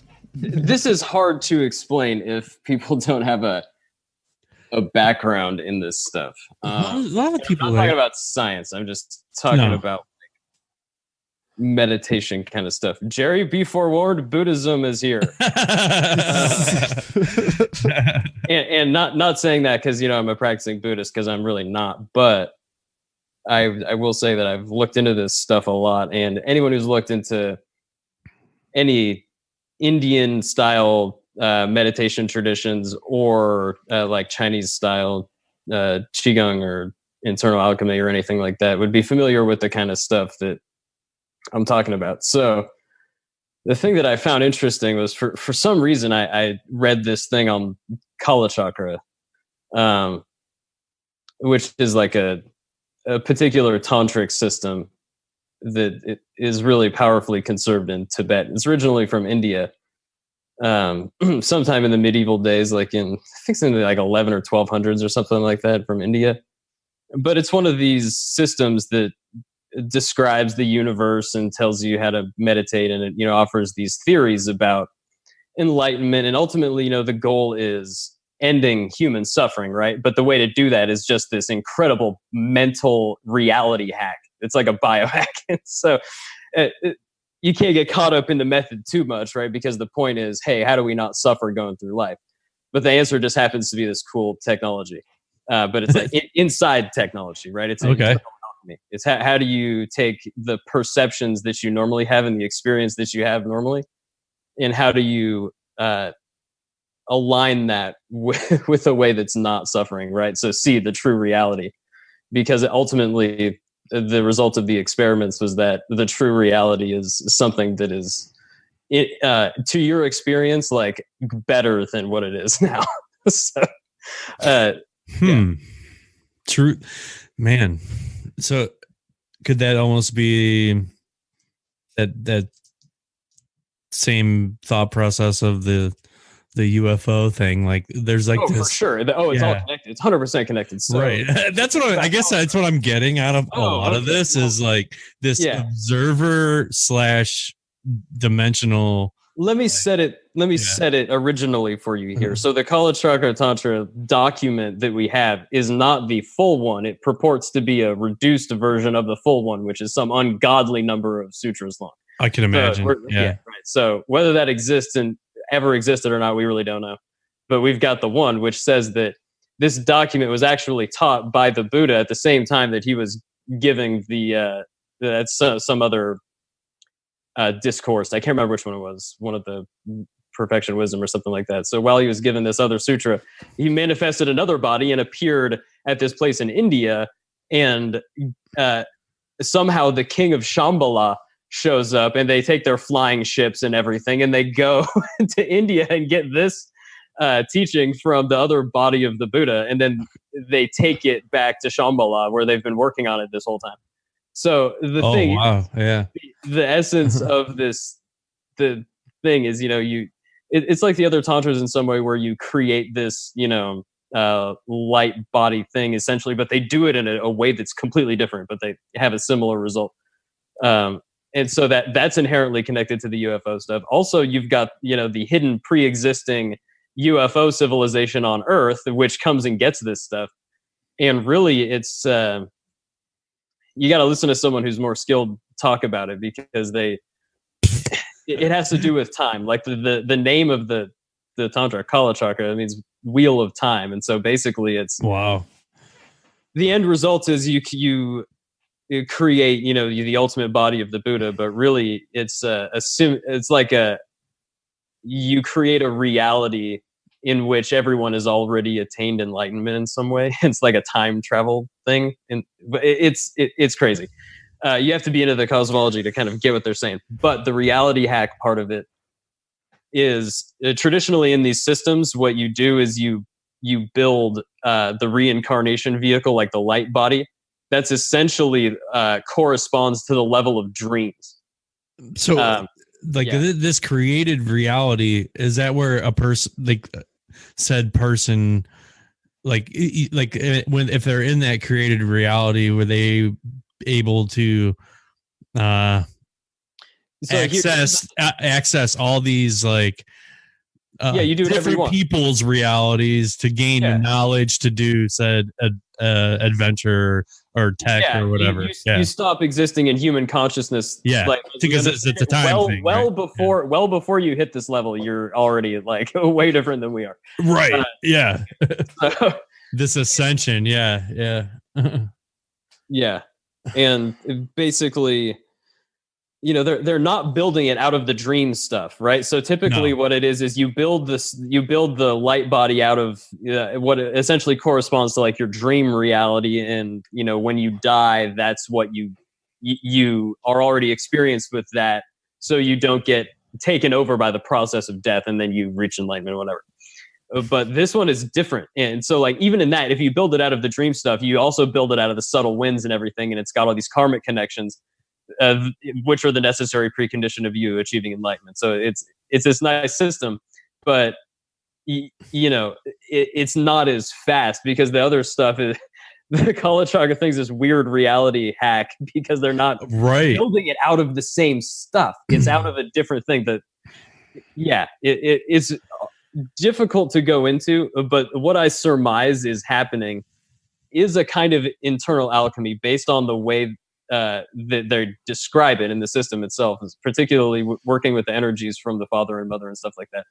So it strikes me almost as something like a kind of phase conjugation of the signals emitted by our DNA when our perception is moving through them. Because really, if you look at that cosmology, what they're talking about is reality itself is basically this holographic projection that consists of the karmic tendencies of your perceptions over time. And this is all kind of described in this way that sounds so much to me like a series of, it's all interferometry, right? It's emanations of two different forces are kind of forming this grid, and all of the perception is tied up at the point at which the field lines interfere. Those are basically the levels of consciousness that you have, and one is awake, one is dreaming, one is dreamless sleep, and then one is, they call it great bliss, but it's like this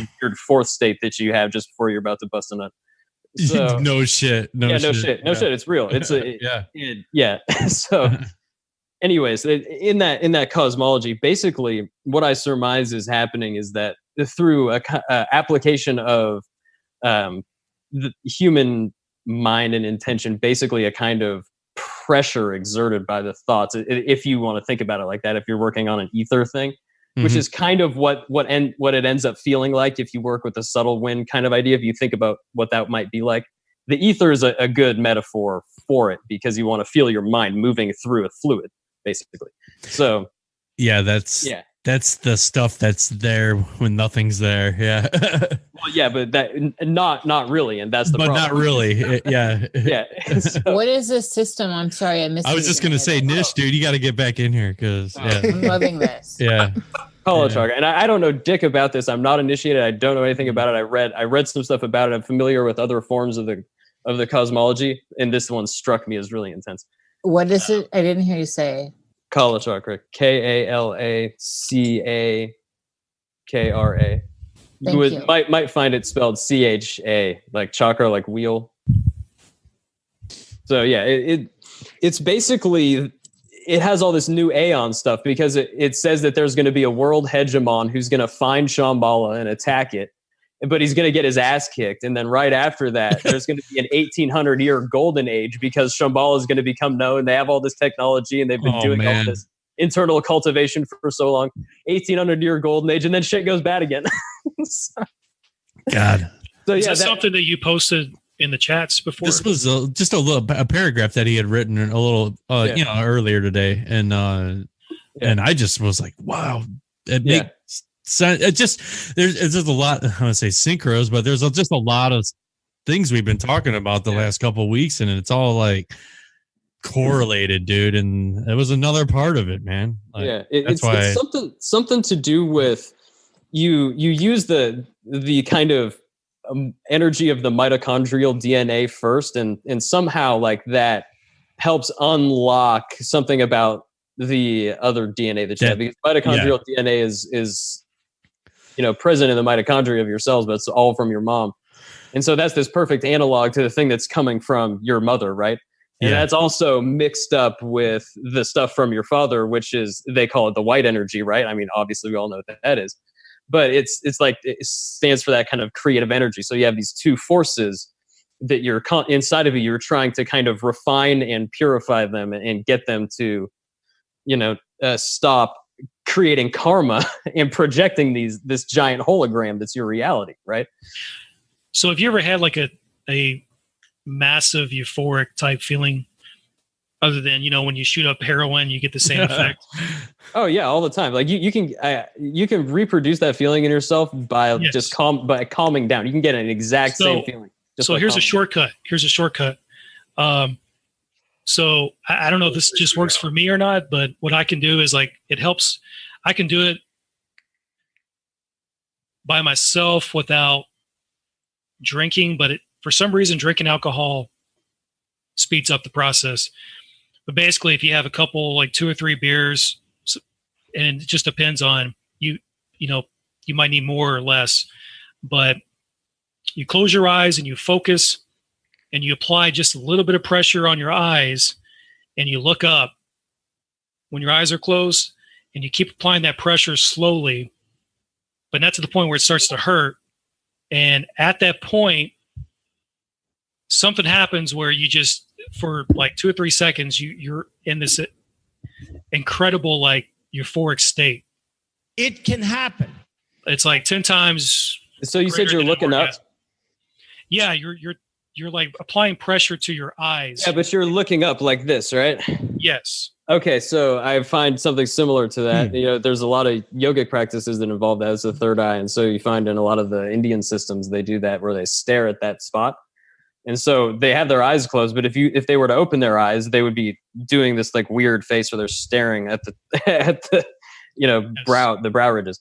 So I can see that. I don't do the thing where I push on my eyes. I've never done that, but I find that I think that, like, especially now, I think the veil is thinning quite a bit.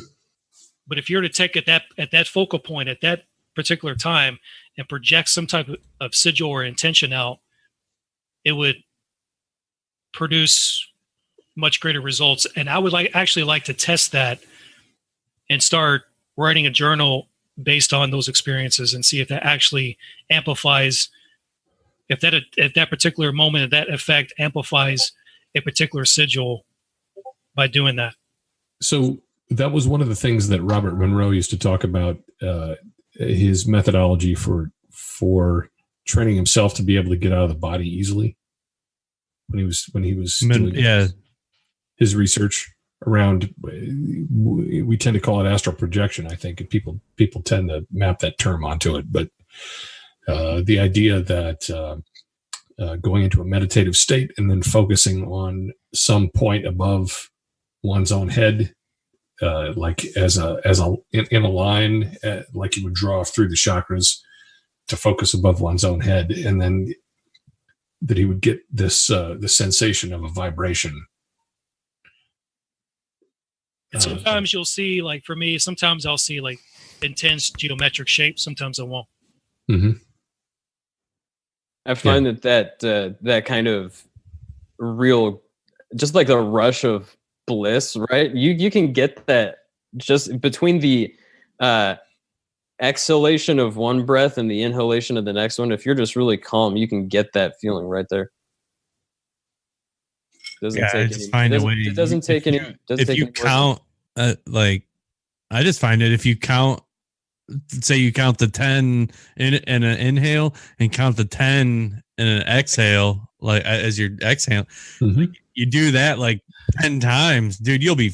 I mean, this is more like even the 10 and 10. I mean, but I describe this more as like an entire body orgasm. Yeah, that's what it feels like. I mean, I know what you're saying, like the breaths and stuff. Well, it's just that's just the the way I think of that is you have control over your body at that point. Because when do you think like you're ever controlling your breathing? Only when you have an intent on controlling your breathing. Otherwise, you're just fucking breathing. Unless you're running, you're doing this, you're doing that. Focus just on your breath, man. You focus on your breath. You're focused on yourself for a minute. Mm-hmm. So I think there's like a weird intent automatically that happens the second you're doing that. So like if you count the 10 and then an exhale and a 10, I mean, you'd be surprised how fast you'll calm down. I've never heard it phrased as like a meditation instruction. I've never heard it say focus on your breath from anyone who's quality. I've heard it. Well, I'm not quality. Observe the coming and going of the breath. Oh, okay. Well, maybe I need to change my terminology because that was no words there for me. It's a super different concept, right? Right. Because one of them you're involved in it. If you're focused on it, you're going to be involved in it. Okay. But from what I understood, the thing was you're training awareness. You're not training focus. So. Well, okay, be aware of self, right? So absolutely the opposite. Not be aware of self. So no, you don't have a self. I'm confused. The thing about I don't exist, but the breath. No, it's not like that either. Not like that either. It's that the whole thing is you're grasping after a self that doesn't exist because the very perceptions that you base it on aren't inherently real. Because by the time you see it, they're not real anymore. So, hey, who knows what the fuck is going on, really? Just observe the coming and going of your breath. Once you get the awareness, you can figure out what the fuck is going on. Oh, man. So there's, People get wrapped around the axle about that whole thing about why stuff happens. And it kind of doesn't matter. Yeah, I'm not really. You are the reason why things are happening to you. I would imagine. Yeah. Yeah. I totally get that. Yeah, because it's. And could that go back to like the observatory effect, where once you are aware of something, you can now change the path of it? Like, why did I stub my toe? Because I did it. Well, not necessarily that, but like you're talking about like controlling your the cells within your body, controlling certain aspects within yourself, or even. But you don't do it directly. So the thing that's weird about it. Okay, so. What these guys are doing. So if you guys have had experience with meditation, when you do this like mind calming stuff. Yeah. So Leonidas, you were talking about the things you might see sometimes, and you're talking about applying a little pressure to your eyes. But when you do this stuff just in like strict meditation, you get signs and stuff like that come up, right? And so the idea of what these guys are doing when they're building the quote unquote Buddha verse and they're visualizing these deities, they're not doing it out of the stuff of dreams. They're not making it out of that subtle matter. They're using a refined version of that meditative hallucination that's like the sign of a shift in consciousness. Yeah. So that they're using that substance to build it, which is a reality hack because it's not real. So it doesn't have any like negative karmic implications. It just becomes like the ultimate precondition for like it's weird. It's like a logical reality hack in the Buddhist stuff. It's like no parameters at that point. Yeah. Like, yeah. But that's the thing. That's what yeah, it's complicated, but that's kind of the idea you can think about. So, and when we're talking about like working with the subtle things of the body, it's not that you're concentrating and you're like, hey, I'm going to change this thing about my DNA. No, it doesn't work like that, because you can't just tell your body to do things like that. It works with your mind and perception. So so you're working with archetypes that are standing in for the processes of your body. And that's where the visualizations about the deities and the circulations and all this stuff, it's like you build the other body that corresponds to you. Okay. You know, you build it out of that refined version of your own perception. And so you that is like the hologram that affects things in your actual body, because it's the precondition of your actual body, because it's actually, to your perception, more real than the actual physical matter, because that hasn't gotten to your perception yet, because it's still in process. So you kind of reality hack. Well, yeah, like you were just talking about, like, or 10 minutes ago or whatever, with the guy that projected himself across a distance to go get chips and then come back. Like, apparently they got this. I think what happened is they got a messenger or telepathic message. I can't remember, something like that. They got the message and then they flew out to India. Right. Like that's weird. When we first started doing these hangouts and these shows and stuff, one of the cool things we always talked about is like trying to have intent on visualizing, meet up in the dream world. Or visualizing the next big event or whatever, you know, like at the couple random ones came up over time, but like the Vegas shooting, like shit like that, like weird stuff. Like if you had intent, but like where would that intent draw you? I've been visualizing crypto mass adoption since 2009. Crypto, yeah. I've been crypto. Dude, it's going to the moon, man. Exploding. Bitcoin's going to the moon. But I just think same thing Grim was mentioning in the last show. Just like the mind is a powerful thing, and I think it's been trapped and played down and the dumbing down and over the years and years and years. See, and now we have memes. Know how powerful we are. but if you understand, but they're gonna say the memes. But then but like we were talking about before, if you understand the meme culture, like you're already a couple steps above the person that's just looking at a meme. Like that goes for all kinds of things everywhere. No doubt. Yeah. Yeah. Martian, Real Secrets of Reality are one of those things. What?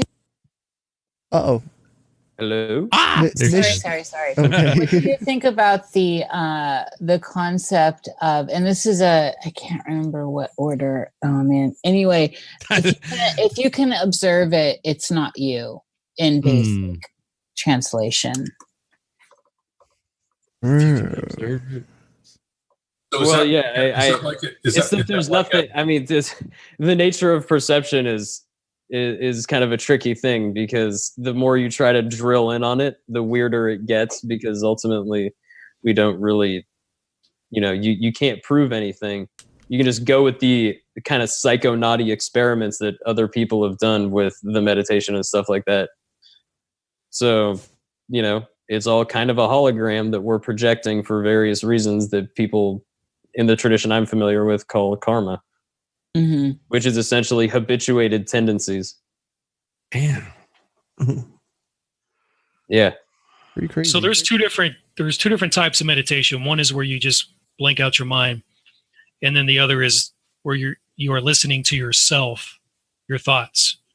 I think there's a lot of different things with meditation, right? So if you look at those systems, there's kind of a graded a bunch of steps that you have to go through, right? So the first one is typically called shamatha, which is mind calming. So that's all you do is calm the mind, right? The next one is vipassana, which is basically analytical, which is you're observing the contents of the mind and trying to, get to the bottom of it. And those are I think the two kinds that you're talking about, right? But then there's stuff beyond that, because the Buddhists basically were like, okay, so these are the two things that you actually have to be good at, and then you can start doing the other stuff. Yeah, because if you can calm your mind for one, just try to sit there and think about nothing for about a minute. So the first one is like train your mind and body to like be able to access meditative states and don't be an asshole, and like, realize that life is suffering and want to get out of it. That's it. And that so you don't get trapped in the world, and don't, so you can get some level of enlightenment from that. But the next thing is, well, what about everybody else? So the next elaboration of the Mahayana is basically like, hey, well, I can get this great enlightenment, but everybody else is fucked. So like that's no good. If I'm the same, ultimately, like we're all sharing the same nature, it doesn't make sense for me to do that. So I ultimately can't be liberated until everyone else is. So I make this vow, like, hey, I'm gonna not achieve full enlightenment until everyone else does, and so I do everything for the benefit of all beings, so I can be enlightened faster. But then what's the case, all Martian? We're waiting, brother. Boom, ascension. It's happening. Yeah. So that is the basis upon which they do all of this yogic crazy stuff. So that's what you have to think about, is that somehow all this deity stuff and all of these, visualizations and this intense yogic work is all premised upon for the benefit of all beings, to get them enlightened faster. So it's this weird thought. And so if you see people who are doing really selfish things in the West, it's like they've forgotten that that's the premise. And I believe you can actually create deities out of thin air to serve a specific purpose. That's what they're doing.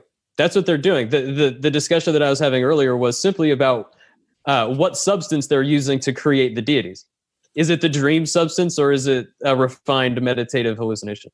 Oh man. That's really the debate. Oh man.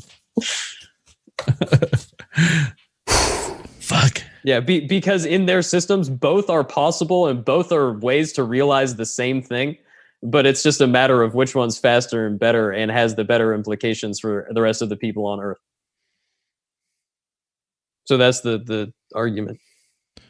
Yeah, this is heavy, and I'm not smart enough to add to this conversation, but I appreciate you throwing all that out there. There you go, man.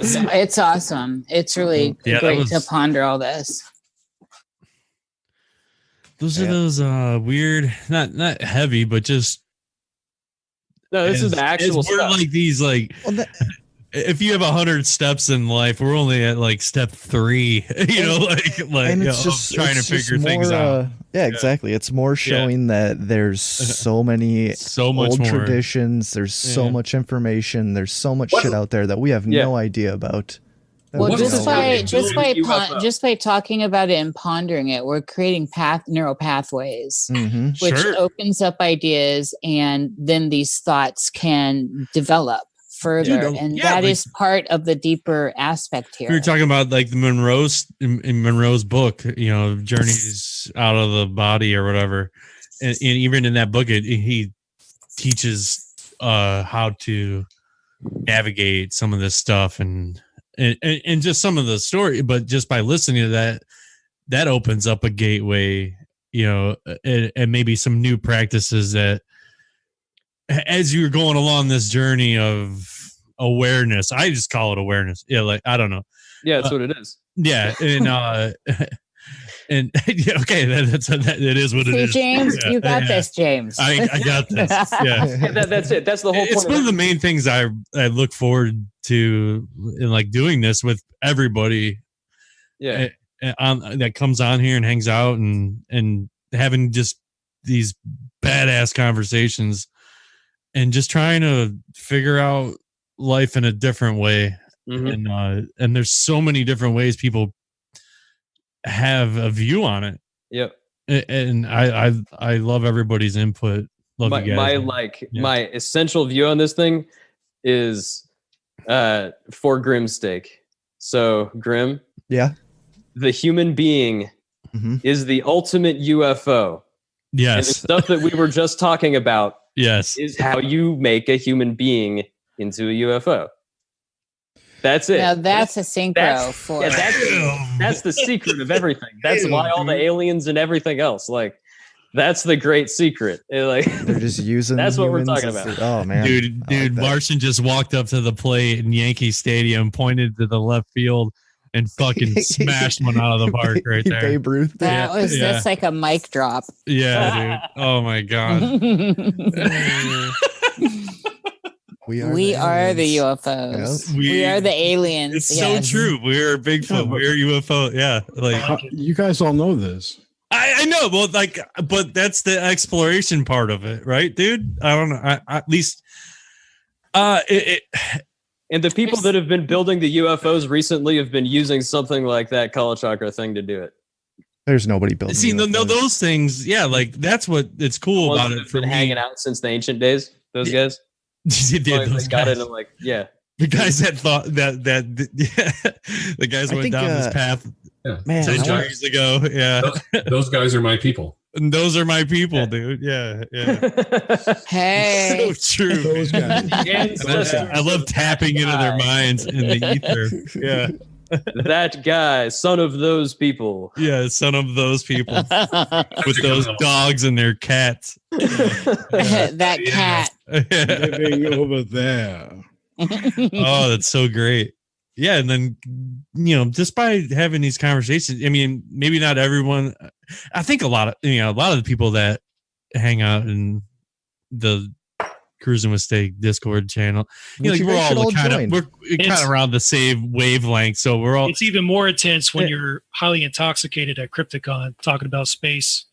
Dude, that was. Dude, I can't wait to go again, dude. Yeah. All space is hyperspace, Jerry. All space is hyperspace. It's hyper. I had this wonderful, I don't know if you want to call it, imagination, vision, whatever, of on Friday night when we were talking to Solaris. She was talking about colonies on Mars and the moon and stuff. And I've kind of been swinging back and forth on my thoughts on it. And it's like, oh, it makes sense now that if these planes exist, they're like, the way I'm thinking about it right now is like every planet and all the shit, they're all different realms, right?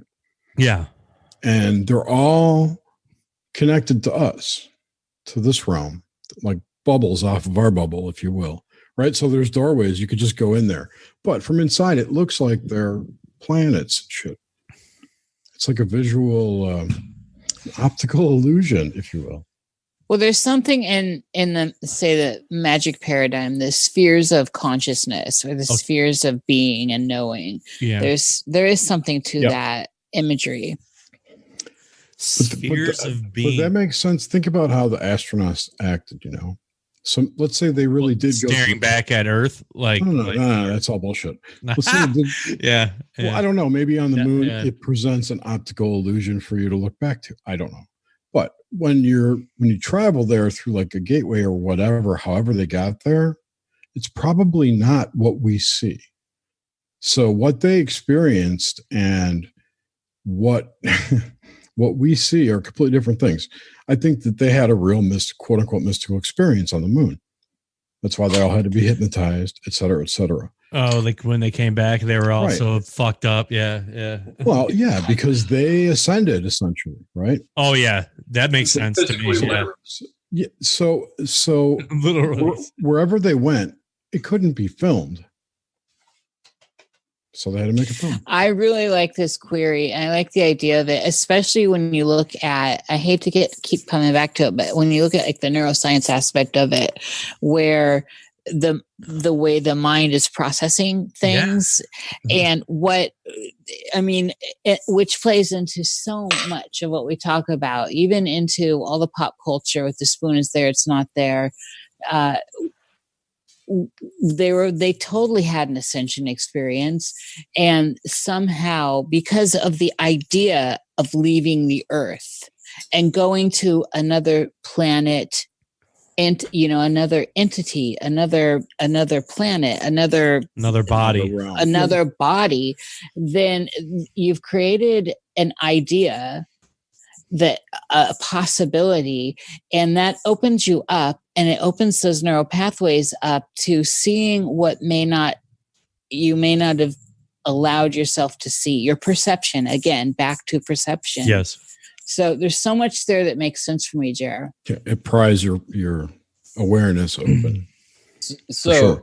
One thing I find interesting too about that, Jerry, is I always thought that getting out of the reach of the planet Earth would necessarily make you have a mystical experience. Necessarily. Because here's why.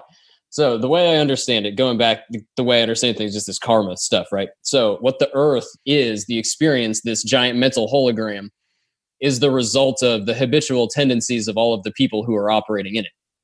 So once you leave the Earth, you leave the sphere of influence of everything that's keeping you reincarnating and experiencing reality the It's way like you a true sense of freedom. Yeah, you leave the karmic influence of the rest of the Earth, right? And so it frees all of your body, but it could also have a deleterious effect in the fact that, the forces holding your consciousness to your body, could be weakened. Fear. Like, what about fear? Yeah, like, like if somebody, say one of these astronauts went up there, or one out of the whatever 30, 40 guys that have been to the moon, I don't even know. Do you have to go all? I would think you'd have to venture out of. The space station is only 30 miles above us, but it's like 240. Okay, you have to get somewhere where you have to go off planet, dude. Relative gravity is stronger than the Earth's is. And I don't think it's possible. And then if fear sets in at that point, atmosphere. Atmosphere. I don't think you can leave the atmosphere. Oh, you can't leave the atmosphere. Does that mean the atmosphere is bigger than we think it is? I don't know. All I know is there's never been a film of a rocket leaving the atmosphere, going to the space station or wherever. It's all computer. Yeah. No. They never film it. It cuts off. Well, they don't. Yeah, whatever. They have cameras up there, whatever. But the ISS I saw a Tesla up there. I saw a Tesla with a robot driving it. No, I don't know what's going on. But just creating the thought form, the idea of it is tapping into a more dimensionality of the idea of it. Yeah. So if that makes sense. When I start remembering future shit because I'm thinking like this, I'll let you know. I just say, say those guys did go somewhere and what they perceived was the moon. And they're looking back at Earth. I just think this fight or flight. The moon is still the moon's still within Earth's atmosphere. Since they've recently discovered that. That's right. That wasn't that round. That was round last week or something, right? Yep. Oh damn! Oh, so they keep pushing the atmosphere out. The atmosphere actually extends a lot further than what we think, and it might actually go past the moon. So it seems like astronauts never even left the atmosphere. They're doing shit oh like my that. God, that's great. We be looping. Hey man, we just keep pushing the ceiling higher and higher, dude. Dude, pass the Ducci. No doubt. Yeah, damn! That reminded me of a hometown rap song. I just well, I think part of the ascension process is the ability to remove all of your emotions completely out of your conscious. I'm ascending right now. Beyond the ability, you have to have the willingness, right? The will, intent. Well, not just the intent, but the willingness. You have to be willing to surrender that. Yeah. That has you anchored here. Yeah, I don't know if I want to give anything. That's actually, I think, the willful, scary part to that guy. Right, that's what I'm talking about. That fear thing, dude. If you're fucking on a rocket traveling to God knows where, I guess you have a plan. There's all these. It's all this data. So take that same idea and put yourself in a robot body. Just taking your mind. Yeah. So your body's gone. You're now this new machine with imagine and so we're talking. We could very well be talking about out of body experience here if we could just shift the filter of all this. I don't think anyone's uncomfortable being out of their body though. I don't think it's like that. I don't think You do it every night, don't you? Jerry, people are uncomfortable with it. This is why there's trauma around it. This is why people get out and they think they're dead and they freak out and they jump back in. So I do think there's some trauma around that process because it appears to me that there's a lot of identity attached to these vessels in which we dwell. Yeah, it's your body. I absolutely agree, Nish. I think that people are so body spirit. Or we're locked in here by the chakras, the bullshit. I think that people are so wrapped around the vehicle that they're traveling in that they really don't want to give up the vehicle. Yeah, I agree. Yeah. What if they're trapped in the vehicle too? I say take that shit out and do some donuts with it. Yeah, but if they're trapped in, and so this is what I'm talking about, is when we talk to people, Jerry, that when they get out, some people are terrified of the process of being dead, which means not being attached to your vessel. And so, I mean, that's people like who do DMT trips and they don't know what they're getting into. That's like when Nomad did DMT for the first time. He thought he was dead, like because he didn't know what he was getting into, and like it scared the shit out of him. I thought I was dead too. Yeah, exactly. For a split second, I thought I was dead, and then I realized it scares the shit out of you when you're leaving your body like that. Yeah. So I think that adds to the concept of being trapped. I think some people don't feel like they're trapped. I think there's a lot of attachment to your vessel, and so a lot of people are enjoying their experience within the vessel in the worlds they've manifested. Oh, I like my meat suit. Totally. Right. So there's, just because my meat other suit. people are seeking experiences and want to go journey and feel trapped, we need to remember that some people really enjoy the experience. I know that whatever's going on right now, this vehicle that I've got is what I've been tasked to take care of and experience life in the universe in it. Yeah. Well, it could be like residual DNA. So, your parents pass down a part of them, their parents pass down a part of them, and so on and so on. So you're picking up that information and trying to project yourself out from your body, but that fear and that uncertainty remains because that's something that has a memory footprint on your physical self, on your totally consciousness. So Chad, are we collectively in this idea of traveling to other planets, right? Through, like, say, the idea of projection and a collective projection by taking it outside of the personhood.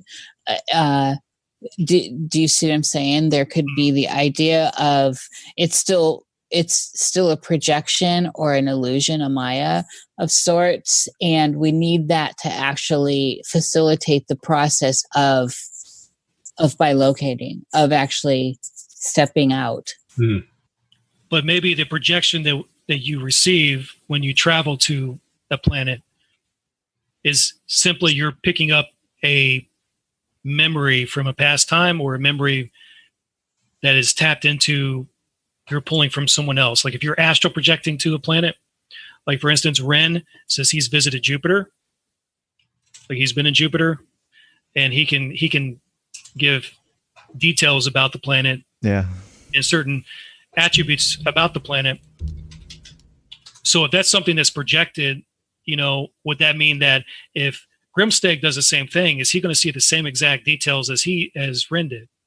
Or is it going to be completely different based on past experiences or simply the knowledge that he only has at any given time, particularly surrounding that planet? Well, that would probably depend if it's physical or not. I mean, because I know what you're saying. Like, you're basically seeing it from the information that's in your mind. So it could be, if me and Ren have two different images of Jupiter, we may see different things, but we may be experiencing Jupiter at the same time. Like, who knows? I don't know. But you, Grim, you can experience Jupiter while petting your pussy. Yes, I can. God, she is such a soft pussy too. And she's quite big. Okay, that guy, you brought it back on track. Oh man. Right. Well, I mean, it does so much breaks down to perception. That's the key to everything. Yeah, I agree. Your perception, like all of our perception of the universe and the generation of the universe itself, are the same process. Next week's show, we just don't perception. understand either of them. Let's break down perception for the next month. Yeah, don't listen to me do that. Go read some fucking skilled people. Well, but you know, that's the thing that always kind of, I don't want to say triggered, but we're all stumbling here through these ponders and these ideas. And I think that by allowing ourselves to do that and not necessarily having to rest on the people with letters behind their names. And trust me, when I'm looking at books, I do tend to gravitate towards a PhD. I do. However, that's not a hard rule, but I think that shouldn't negate the process of just having these conversations and opening this up. Oh. Yeah, no, I 100% agree, because I don't understand all the things that I talk about, but I hope, like, I'm just talking about the stuff that I'm just turned on to right now. It's all weird and whatever, but if something triggers something for somebody else, like, that's hey, the beauty of the mind, dude. It morphs. It's like a wave, dude. Yeah. So if you Google Kala Chakra Tantra and you go look for some videos, you're going to find a guy named Robert A.F. Thurman, who's a famous Tibetologist and scholar. You're going to find him talking about the Kala Chakra Tantra under the heading of the Buddha Time Machine. Oh man! So, and he's a serious scholar. He's like works very closely with the Dalai Lama.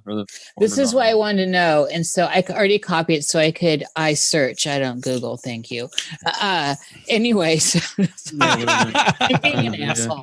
You know, elitist. Oh no, I think you Google people. No, if you Google if you're an elitist, right? I'm common folk, people. I'm common folk. Bing it. Anyway, so. Yeah, I'm way onto this. I'm loving that this you've led me to this tonight, because I like where that whole thing, however you say it. Colin Kaka. Yeah. Chakra. Like, you know, chakra as in like the thing that Jerry's talking about that's locking you into this reality. Yeah. That just means wheel. It's a Sanskrit word for wheel. So chakra. Oh, yes. Nice. Yeah. So it's the same thing. So it means time wheel.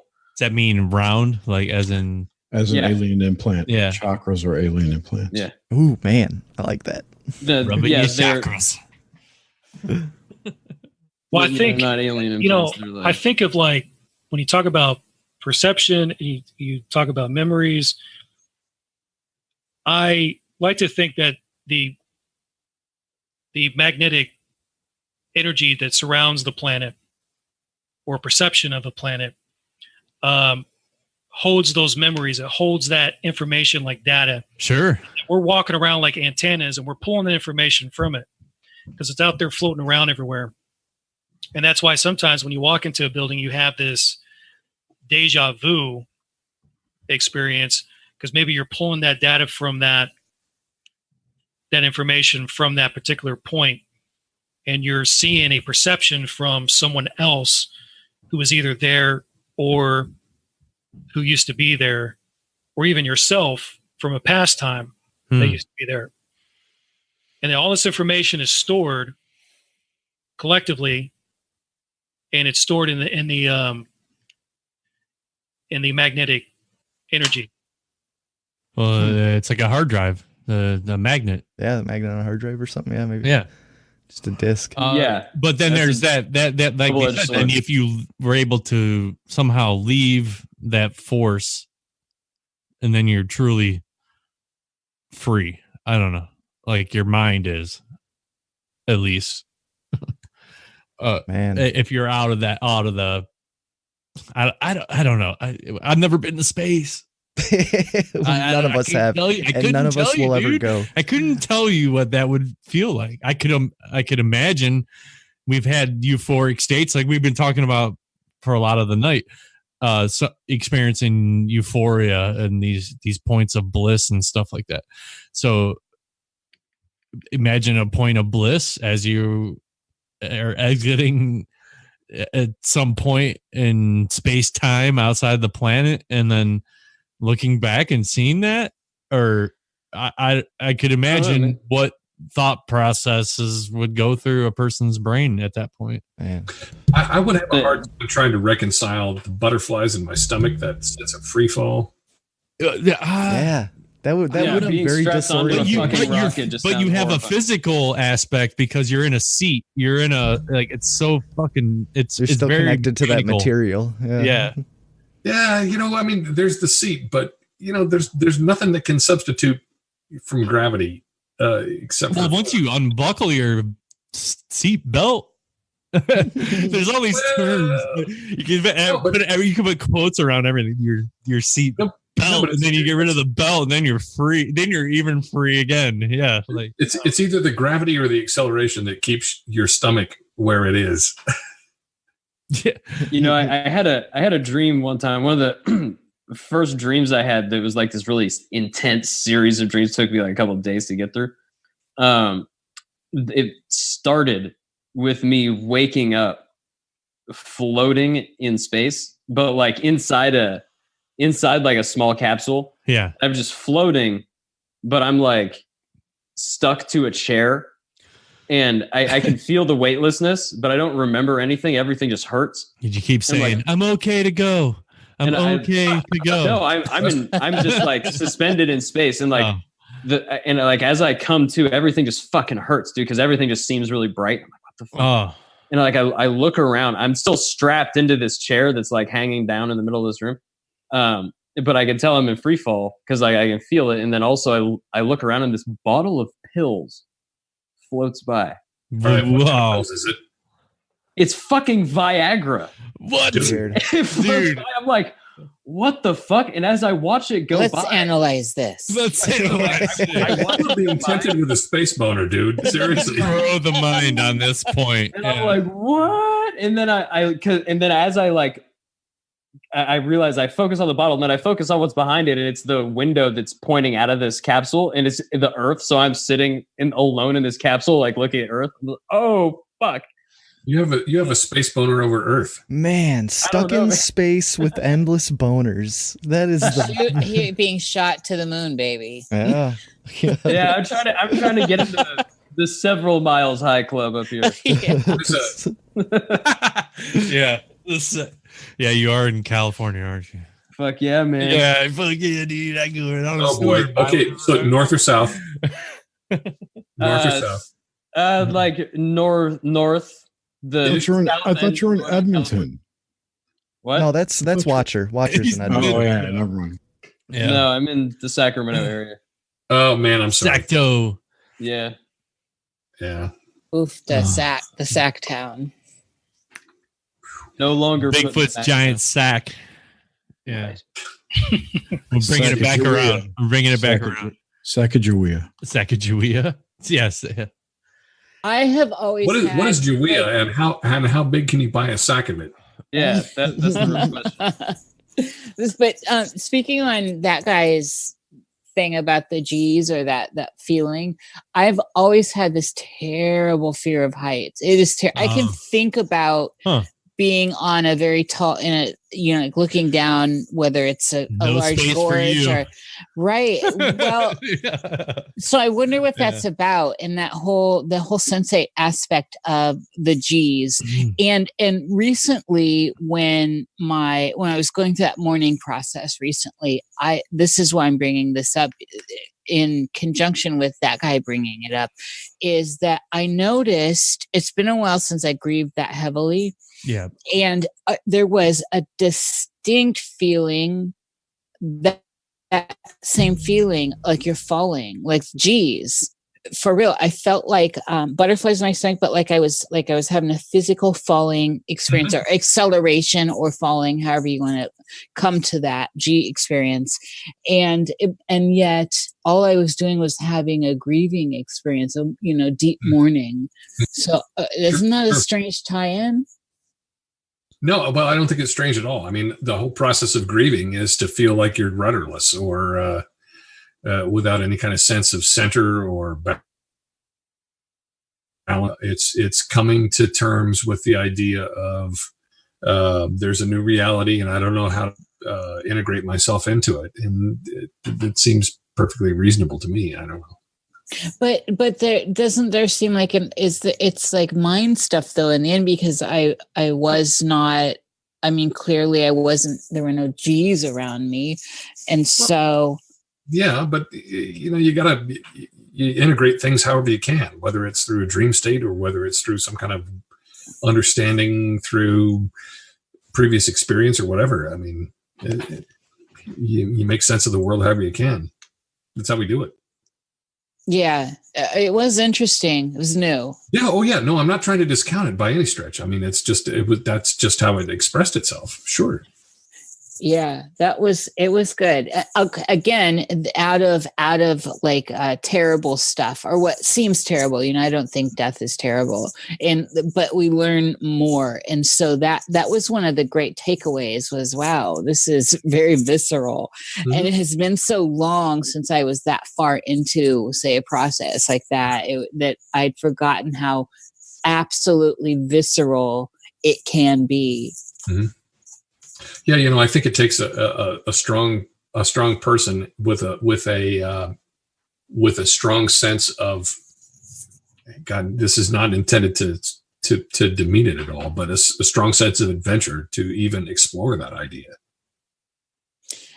Well, I'm always trying to get meaning. I'm squeezing that lemon to get some lemonade, baby. Yeah, that's how I always perceived. Yeah, and you're adding the sugar. That's what makes it, right? I mean, it's right. It's taking something unpleasant and adding our own experience to it to make it useful. So, how long does it seems like a long cruise in with steak? Yeah, that's what I just noticed. I was like, holy shit, it's 10:30 already. I didn't even realize what time it was. Is this like the epic edition? It's I mean, like extended 30 minutes. We went a little longer, a little bonus content. So the EP. Yeah. Yeah. EP squared. This is a good show, guys. This is fucking great. This was really great. You guys are awesome. I love you all. Oh, look at you, Niish. Who you guys got on tomorrow night? Jerry? We're supposed to have Greg Newkirk on, but he hasn't responded to my confirmation request. Oh, just tweet at him. He's on Twitter all day. He loves Twitter. I did. I'm hoping he saw it. Nice. I was like, Greg, check your email. Yes. That'll be an awesome show. Hell yeah. Yeah, that's I can't wait. Right on. So we're trying to catch up on some Hellier tonight. Wait, Leo, you other than that movie in the works, you got anything you're working on? I mean, I have a few concepts. One is highly classified, controversial, black budget, but controversial. it ties into some of the forbidden conspiracy theories, and kind of like pizzas and gates, something like that. Okay. So I'm gonna run it by my guys and see what we can come up with, and then I don't know. It's one of those where it builds up the tension, and at the end, you're satisfied with the outcome. I love it. I like building up the tension and then being satisfied. That's all. Yeah, that's a happy ending. That's called a happy ending. Yeah. I'll have coconut oil, thank you. It's like some kind of a massage parlor. Oh man, I'd play a bunch of soundboard clips, but I don't feel like touching the thing right now. So yeah, another cruise and mistake adventure. That guy, Jerry, Niish, Leonidas. Let's thank Felix and Martian too, who bailed. So yeah, everyone that came and hung out tonight. It was a smorgasbord of 8 people tonight. It was insane. Loaded up. This is cruising with steak. That's what we do. Yeah, it was good. It was like a hive in a way, though. Yeah, it got a lot. Speaking of, there's a hive this weekend. This Saturday, there's a hive. So you guys should tune into Jerry's channel and check that out. Definitely. What's the theme on the hive? Nuclear summer. Oh shit! Here we go. It's gonna be good. Things are heating up. Get your hat, duck and cover, everyone. Duck and cover. I've got my lead suntan lotion ready to go. My lead based. Think about what's Mr. going That on. guy's right always now. prepared. Just politically, what's going on? Yeah, something big's I gonna don't know happen. if anyone caught the bar witch trial today in Congress. No, I didn't see any of that. They're basically, they have to legally redact all this information because these people are innocent, and you can't publish information about them. It's a legal thing. Sure. So the Congress is grilling them. When are you going to release report? We want to see the complete report. This is the dog whistle. Mueller report. Complete report. And they mean unredacted, which is not allowed, and they know it. So they're going to use that. Repeating. Hammer. Complete report. And he's going to release it. It's not the complete report. They're hiding shit. Yeah. So all it takes is blacked out lines, man. It's a semantics. All it takes is an NDA. All it takes is an NDA and an appointment in the skiff in the basement of the Rayburn building. That's all it takes. They just go downstairs. Nobody knows what that means except your spook friends. Except for the fucking that. Yeah. Anyway, what I'm trying to say is that, and then Nunes is bringing 8 recommendations or referrals to the DOJ on the Democrat side. We don't know if it's 8 people, 8 crimes. Whatever. 8's a conspicuous number, like maybe a gang that has 8 people in it, like the gang. Let me finish. Ongoing investigations to the DOJ for other shit around the Russians. Anyway, there's like 5 things brewing that could make this summer really explosive. That's all. Hell yeah. So tune in to h.i.v.e. Saturday night, guys. And let's do it. Thanks for listening to Cruise with Mistake. CruiseWithMistake.com/donate. Interrupt me the whole time that night. Yes. Listen to us live every Tuesday. It's all happening.net. I'll be in the spaceship viewing it from space. And we will catch you guys next Tuesday night. So long. Goodbye. Good night, everyone. Peace out. Good night. Farewell. Bye. Bye. It was a plain old day. It was a plain old day. Just sipping on my lemonade. And also chilling in the shade. Waiting for that day that I get paid. On the rock and roll jukebox. The rock and roll jukebox.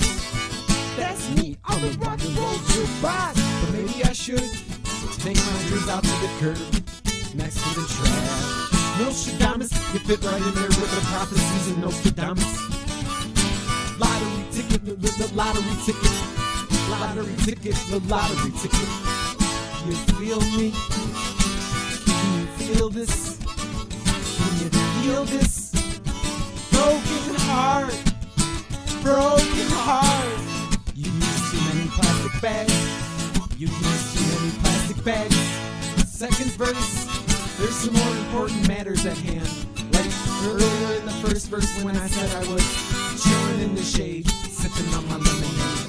That was a flat out lie. Actually, the time being, it's the dead of winter. I saw the greatest minds of my time black out in the media